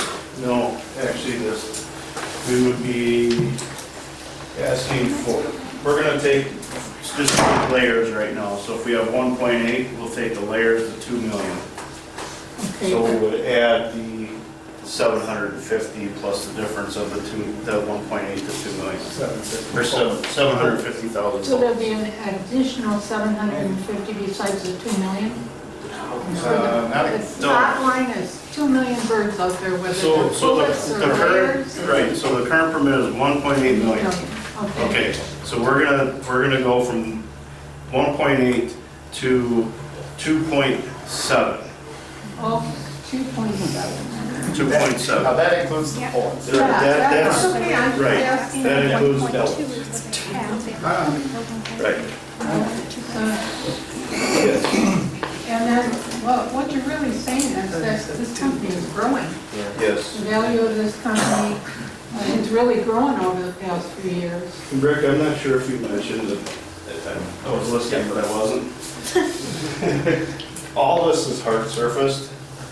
So if you drive by today, you see dust bowl with trucks pulling in and out of there. You're not going to see that here. It's all going to be hard surface. Yes, that's a very good All the driveways, everything's hard surfaced, all directional, water directional. So we're not going to have that current dust bowl that we have today. Right? Yes. Well, when they get that done, they'll have to probably upgrade widen up crossing a little bit, wouldn't they? Or to allow the many trucks to buy it. I'm not sure. I think Crossman's wide enough to handle that. It currently does. Oh, yeah, but about the 4 layers, how high would each layer be, like 8 feet or? Yes. 40 feet about tall as steel. It's close, yeah. Where do your trucks go now, Chief? To take the liquidated stuff away? What roads do they use? Crossman. Okay. And then where They do- currently turn on Crossman. Okay. Because from that one, they go past B, they go on B, which is a heavily Yeah, that's traveled road. LMC, yep. Traveled road already, so I'm just curious if you added more layers. No, those primarily go to the other location. I'm going to Hey take fellas, this out because just so I understand, you got 1.8 million birds on site right now. No, we don't. We have 1 million. Okay, We've so never reached- your permit is for 1.8. Correct. We've never Okay. reached capacity of the current permit. Okay, but you're permitting though, you're gonna raise that to 2.7. Correct. Is that the final footprint then, or could you expand further than that? No, that would be it. We actually, as a company, we don't want to put more than that many birds on one site for biosecurity reasons. Who owns that company now? Who owns it? Who owns Daybreak Foods now? The Green family. You talk about the owner, though, Green still own it. Yes. It's still a family company. So I think the $1 million question for me is, what will the odor coefficient be in 2020 versus 2017? If I'm sitting at Bartles Beach on a sunny summer evening, you had mentioned that the hope was that odor would be substantially less, it'll never go away. What does that mean? Well, I mean, it's pervasive now. It sounds like it may be better, but you're going to have more than twice as many birds. Right. How do you measure manure or odor right now? You must have some sort of readings that come out of your buildings or whatever the source is. And what do you anticipate that your readings will be in the future? We don't have any current technology in our buildings because of the age, as far as what the manure reading is. We have standards that we have to meet with animal welfare. We measure ammonia in the buildings, things like that, and we don't even register. So there's no way to take readings from the exhaust fans or anything like The that? best thing is right here, probably. Yeah. Well, is that to scale then? So I mean, you're talking 1 million birds, the odor is this level, you go to 2.7 million No, birds, so now it can be 2.7 times No, stronger. it wouldn't be the case because of the change in technology. I mean, remember what I said earlier, that is probably the oldest farm in the country. And I mean in the country. The technology at that farm was upgraded kind of early. Yeah. And even that technology is old now. What has really changed is first the environment. Second, how you can now dry the droppings right at the aviary system. And then the new MDS systems that dry it again. And that's all done inside, you know. Any examples of something going from an old system to the new proposed and changes in odors, any of that stuff? You know? I'll tell you what, let me see if we can get some answers on that for you. I would hate to stand here and try to guess at something. Sure. But I can tell you, the requirements that are used for, say, odor scoring, for example, for siting, okay? And there's a matrix that has to be done on that. The DNR has looked at this new process, and it's already being used at other farms in the country, and they've looked at it, and it's so good at reducing odor that it's taken it from, say, a value of 20 down to a value of 1. Bring in the neighbors. So if there's anything proportional to tell you, Tell us. the DNR has come up with that. We didn't even come up with that later. That's a major issue for almost all of them. It's that much better. How many of you people know about the dog food factory? How they process? How they do, I don't know, but it. Yeah, you see? Yeah. They take and get 50-pound box of frozen waste from the slaughterhouses. And they chew that up in the morning and run it across a scooter, which is a big fire, to dry it. Have you ever smelled burnt bodies or anything like that? Sometimes that dog food factory smells worse than that chicken farm. We have a call into DNR to look into that, okay? I wanted to add, to comment, I wanted to say that I think it's really a good improvement that things are going to be inside in terms of the manure handling, because we know from tracking odors and things like that as our citizens group that a lot of times the odors have to do with when, and for lack of a better terminology, when the chutes that you see along County Road A are empty with the manure, then sometimes that flies around and it gets into the air and then we have odors. So I think that's a really good improvement. I do have a question, and I wasn't sure if this could be a mistake, and I was very concerned about it because I looked at some of the documents that are on the DNR site now, and they very clearly describe the waste storage facility proposed for the new pullet setup and the waste storage facility for the layers. What I saw there, and I just wanted to have you talk about this a little bit, is it says that the waste storage facility shall provide approximately 397 days of storage. However, manure is not planned to be stored longer than 365 days. So is that correct, that that manure will stay in the building a year? Okay, so here's what we wanted to do. We wanted to have a facility that if we had to keep the product on the site for a whole year, we could. Okay. In fact, I was given direction to make sure that we had enough storage for 1 year. Typically, now, that world is changing quite a bit. It used to be that farmers only wanted to put manure on their fields in the fall. That's changing. We're seeing now farmers wanting to take it at many different times of the year, okay? We contract to have all of our manure removed from our site, okay? And they may want to take it at different times of the year. But what if they don't? What if they just want to take it one time in the year? What if their clientele only wants to take it one time in the year?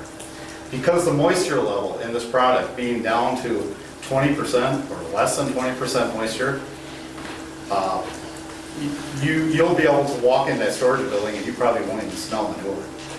It'll be so dry, okay?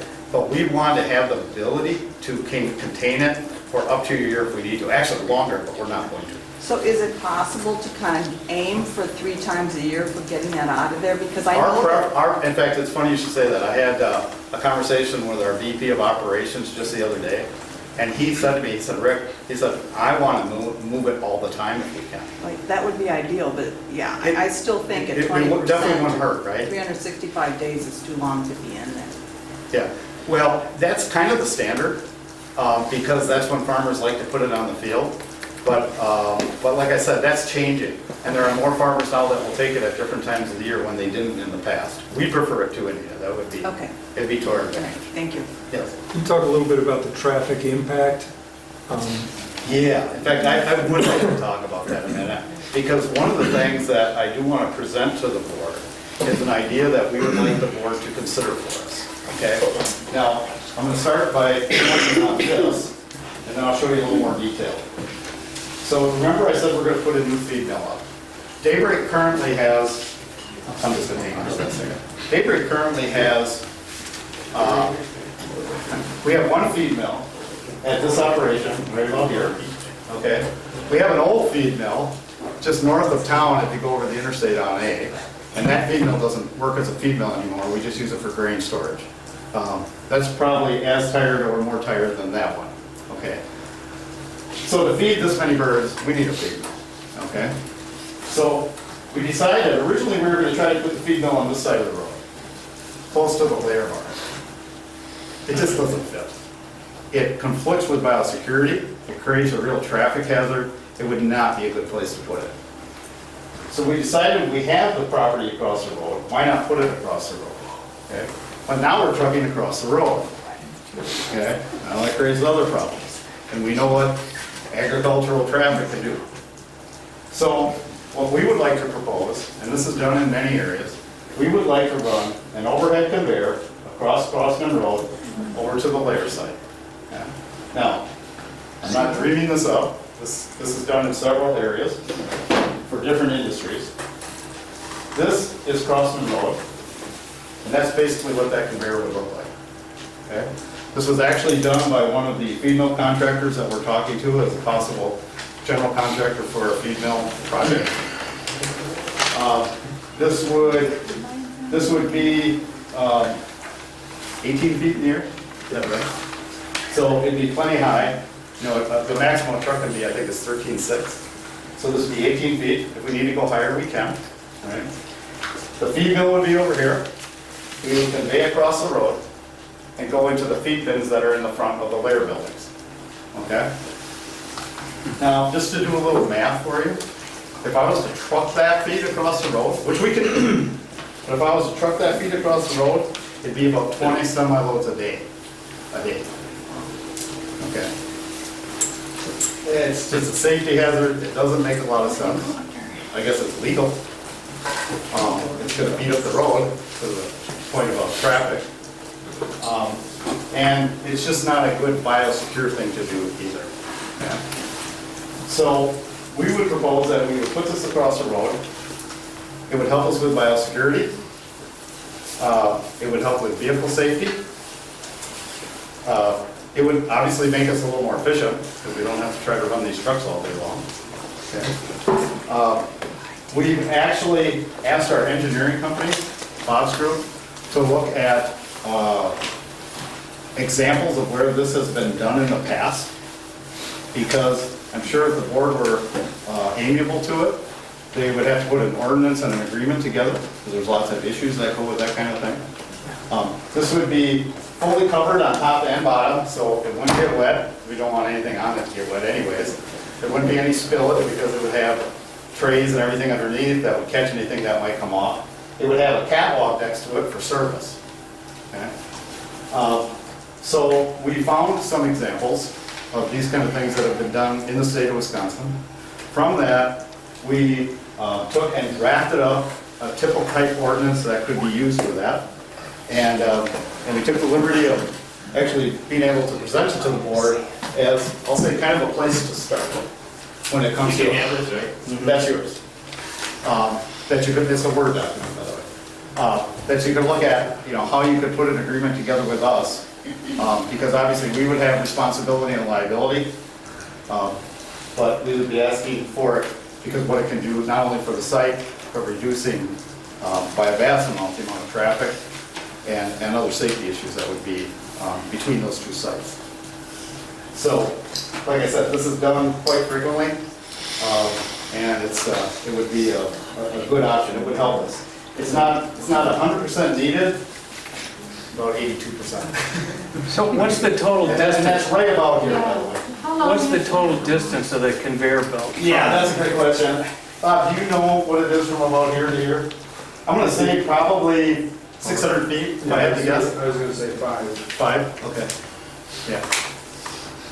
Okay. So that would come off of, if you know feed mills, it would come off of a leg in the feed mill, be transferred across, and then there's, this conveyor would continue right down in front of the buildings and just drop feed into each one of those feed bins.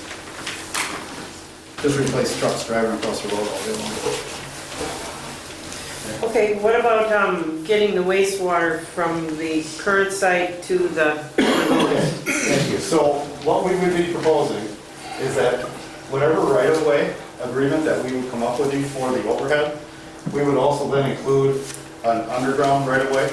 And what we would typically do is put a sleeve under the road, and it would be, I mean, I'm talking deep, probably 5-6 feet deep. Okay. Where then in that sleeve, we would put a pipeline and what's called a force main. That force main might be anywhere from 6 to 8 inch force main, I'm guessing right now. And it would come from the plant, it would be pumped across over onto to our property on the other side, and then that line would continue all the way over here to the lagoon system. Would it be below grade the entire way? Yes. Yes. Yes, it would. Have to be frost-proof. Yeah. And quite honestly, that type of thing is done quite frequently. The overhead thing is not, you know, it's not as much.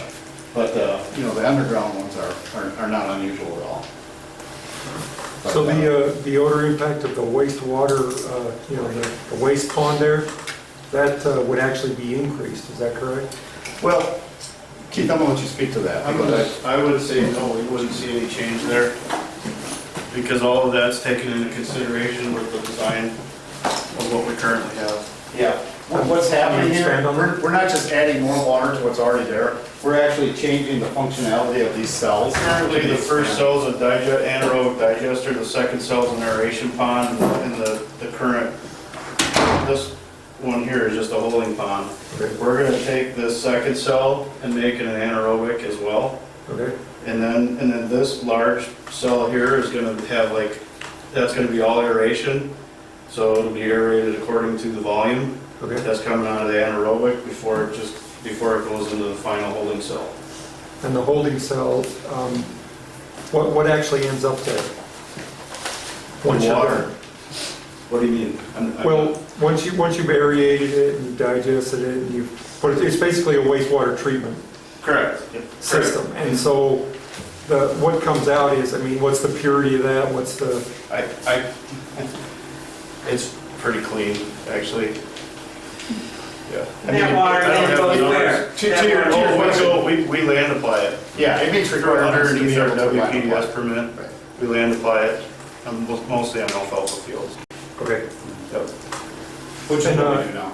Rick, what I was really asking was, I mean, you know, thanks for showing us about the conveyor and stuff, but what I was asking was, the facility's gonna be bigger, so the traffic impact of bringing in goods and taking goods out, you know, there's already a pretty big traffic impact on the intersection, you know, and around the intersection of A and Crossman. Sure, right here. So, that's, you know, I mean, what's the study on that? Because, I mean, it's already to the point where, you know, there's a lot of traffic. So there would definitely be more. Well, I can't deny that the traffic will increase. Will it double? I don't think it'll double, but it will go up.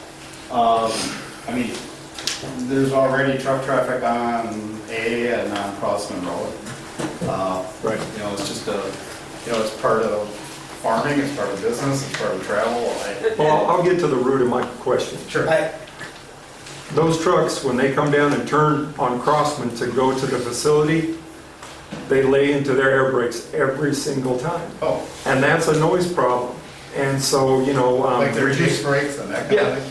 Gotcha. And so this, when you're coming out from Lake Mills, and you go through the S's, it's a 35, 25, then it's 45. And then, they pick up speed all the way up that road, all the way till they get like, someone will look at you guys with that. Okay.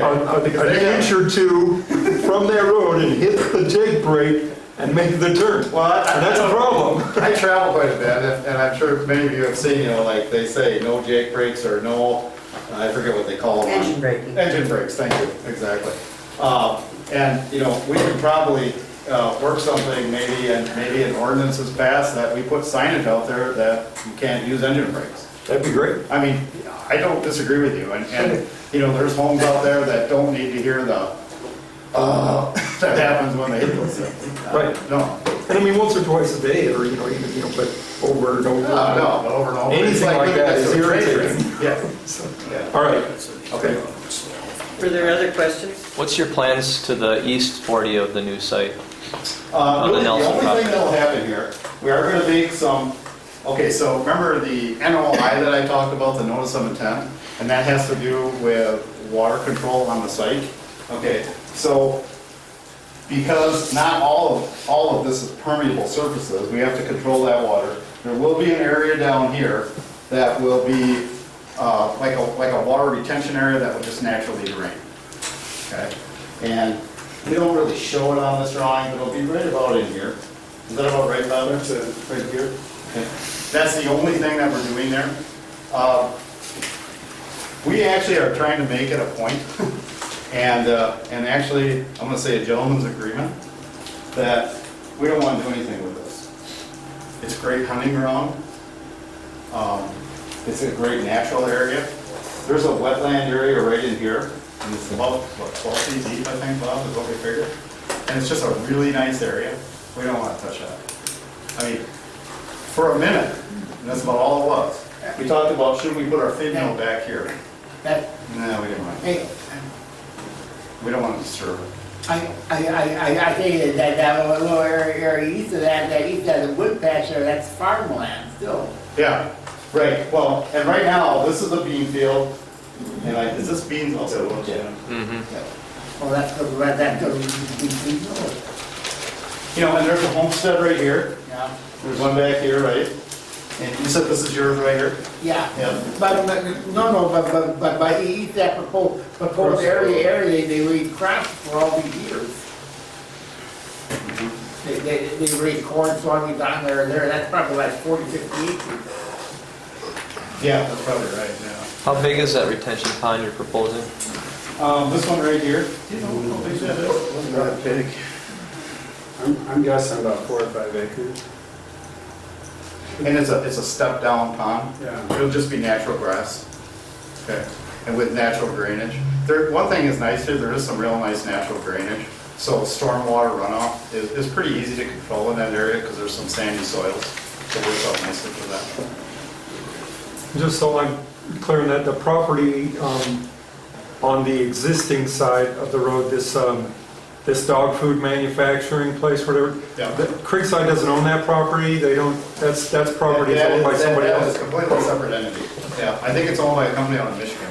Yeah, it's Randy Weissong, it's National Food Products, NFP. NFP. Yeah. Yeah, it's just a separate business. And then, well, I guess I want to thank you. I know it's a late night, and actually Late night, this is normal. Your question again?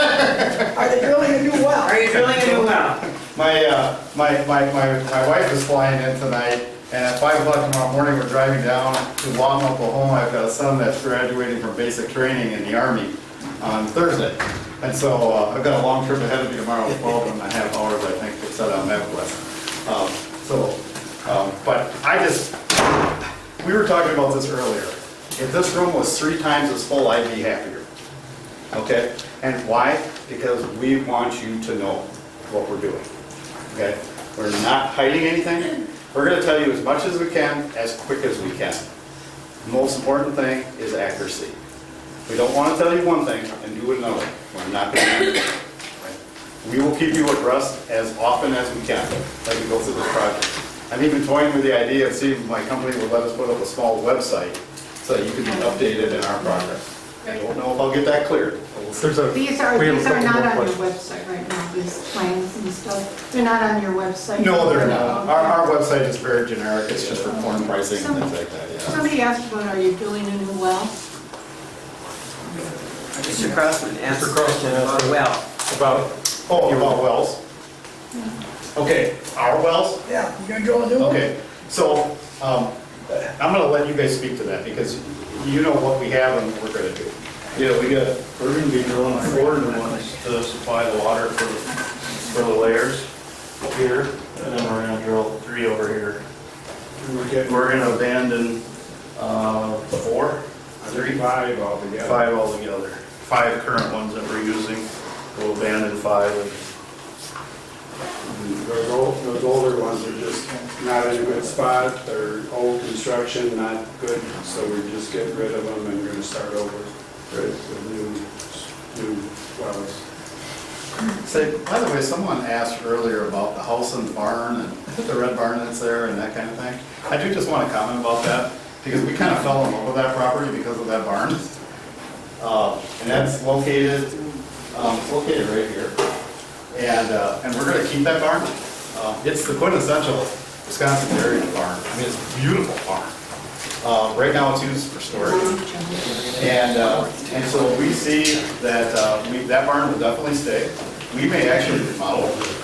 There's something we haven't decided yet, but that will stay there. The home on the property probably won't because we just want, it's not where somebody would want to live right there. And we kind of need that property for some other things. But without a doubt, that's why we leave it on there because the barn will definitely stay. It's gorgeous. Can you talk about the noise that the fan and exhaust systems are going to create? Yeah, I sure can. So that's the beauty of this. The way we have laid this out, and because, now, I use the word tunnel ventilation, and that means the air is going to flow straight through the house, all the way down the house. And the fans for those are back here. And it really doesn't show it on this plan, but there actually is more structure back there, and that's going to contain the noise from those fans, and it will contain the dust from those fans. And that's literally what it's designed to do.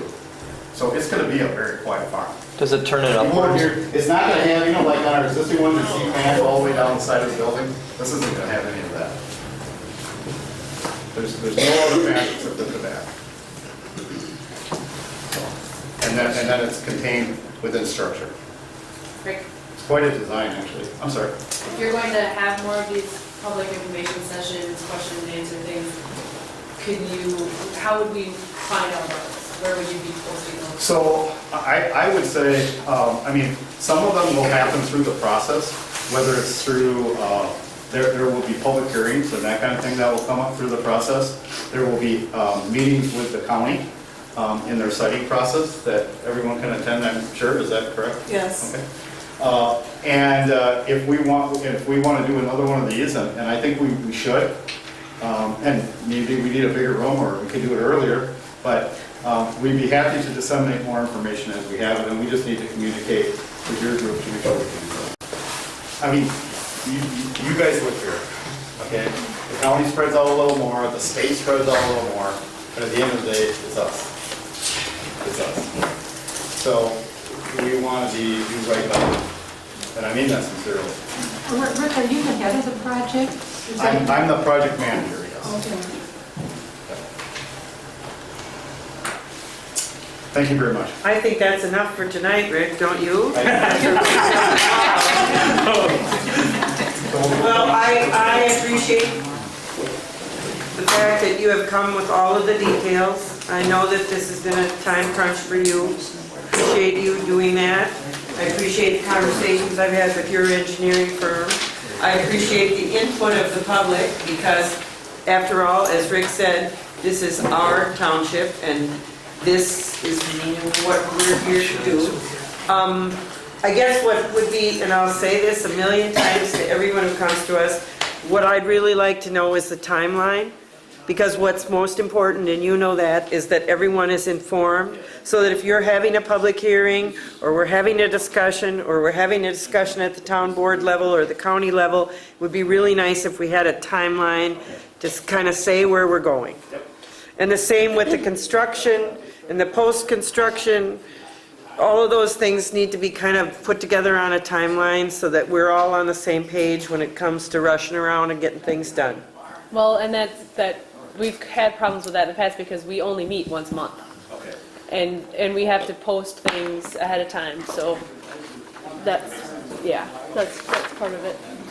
Now, I think you've all been very patient, and you've also been very, very well behaved. I didn't have to bang anything around, correct? So I appreciate what you guys have done tonight. This is a big pill for the town of Lake Mills to swallow. I appreciate what you've done and the examples that you've provided. That will be very helpful to us, and I know that you are available to us in the meantime. So the rest of you, go home, think about this, put your questions together. This is a board that works with you, not against you, and we'll go forward from here. Thank you. Safe travels. Don't bitch about the farmer when you got a mouthful of food. There you go. We'll give you a few minutes to leave before we go on to item C.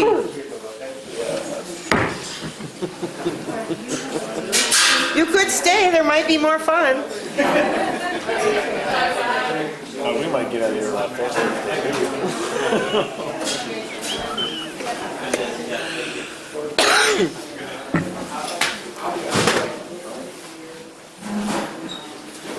Having fun yet, Sharon?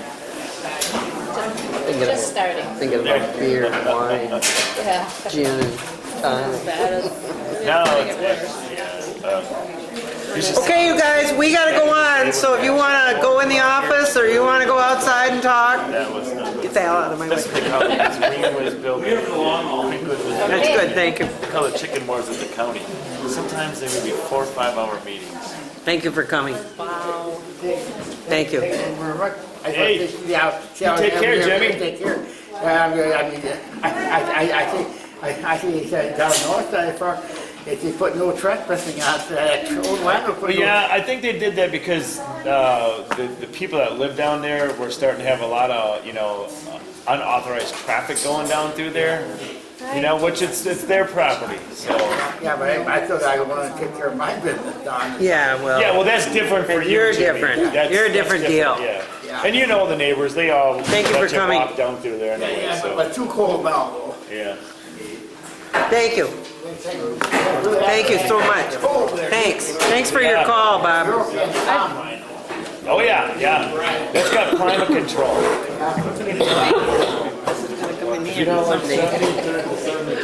Bye.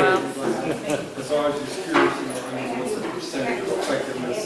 Are you actually putting chemicals in order to? They're holding my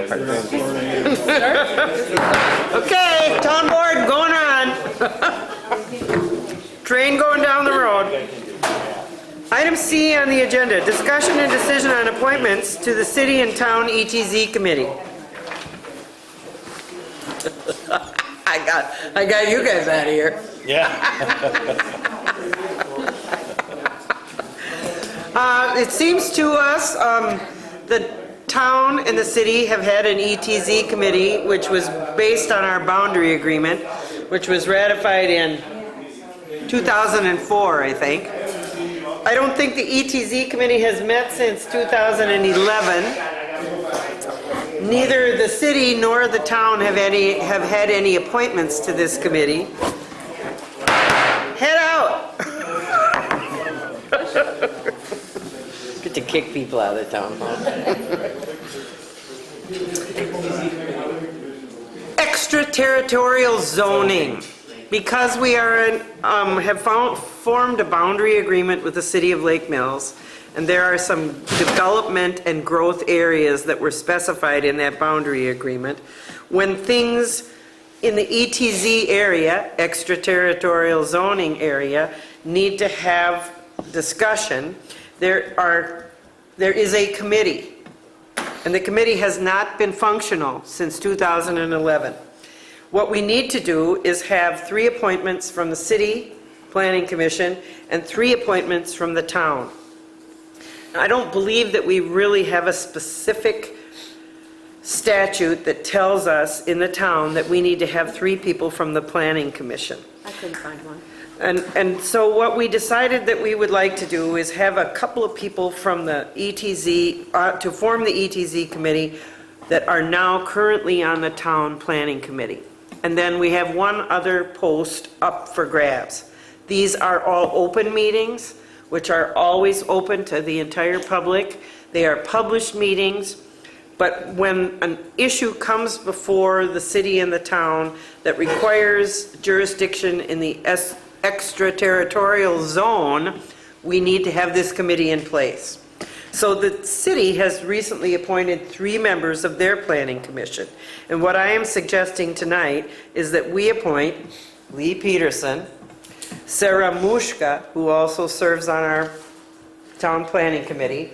Lee is the town appointment to the town planning committee, and Sarah Fitzgibbon, who is our clerk, to serve on the ETZ committee. I'd really like to be in on that committee, but as a member of the population of the town of Lake Mills, I can attend that meeting, as could you or any of you. You will not have voting rights, but as we get rolling, I think these 3 people would do a really nice job of representing us as we go forward. And I think that we may have a case coming before us in the next 4 or 5 months. These are areas that are usually held by the town, but maybe going into city zoning or maybe switching zoning. So I would make a motion to approve Lee Peterson, Sarah Mushka, and Sarah Fitzgibbon to the town's ETZ committee. Second. Term of 2 years. Beginning January 1. Unless we have to go in December. Well, I just thought you may want to do it how the election works. Yes, you're probably right. So that would be April doesn't to have to March. be. It doesn't have to be, no. I don't think No, so. because We can really make- you wouldn't even have to be on the board No. to do it. Okay. Okay, so let's have a 2-year term, beginning the 1st of January 18. That's my motion. Is there a second? Yep. Thank you, David. Is there any discussion? You guys have any more questions? We're going to feel this out as we go. It's new to all of us. All in favor of approving these 3 appointments to the ETZ committee, please say aye. Aye. Aye, and all opposed, the same sign. Item D, discussion and decision on Jefferson County Humane Society contract for 2018. We have recently received a letter from Jefferson County, or from the Humane Society with their dollar figure. We've been very happy with their performance in the past. What is their, you got it. Yep, they are proposing 2018 fees of $5,525.52 or $460.46 a month, which is 1.5% increase over last year. They also offer us a reduced rate, a savings of $83.72 if we pay for the entire year up front in January, which we typically do. And this rate is based on a per capita number of people within the township, and that kind of supports the entire operation of the Humane Society. Yeah, $2.64 per person living within the area. Any questions? I'll make a motion to approve the 2018 animal control with Jefferson County Humane Society for a one-time payment in January of $5,441.80. Yep, I'll second. All right. Is there any discussion? All in favor of approving the 2018 Humane Society contract, please say aye. Aye, and all opposed, the same sign. Thank you. Thanks, Sarah. Yeah, we didn't have that when we did the budget, but we were really, really close with our guess of how much they would charge, so. Item E, any board expense sheets for approval? Hearing none. Item 11 is correspondence. Fortunately, it is small. There is a public hearing on an ordinance of amending the Dane County Comprehensive Plan in the town of Cottage Grove. They always send us that because we're a neighboring county, if you're interested in that. And there's also one amending the Dane County Farmland Preservation Plan. There's a public hearing on that. They specifically reference the town of Westport, Village of Wanakee, town of Cottage Grove, and town of Oregon. That's it? Wow. I know. I suppose you'll get a lot of Christmas We had a cards. lot in October, so I guess we don't have much now. Item 12, meeting schedule. December 5th is the regular meeting of the Planning Commission at 8 p.m. at the Town Hall. I suggest anyone who is interested in the chicken expansion, stay tuned. Also, December 5th, the Joint Rock Lake Committee meets at 6 p.m. at the City Hall. Our next town board meeting will be December 12th here at 8 p.m. Anything else? Make a motion to adjourn? I'll second. Thank you, Dave. Meeting is adjourned.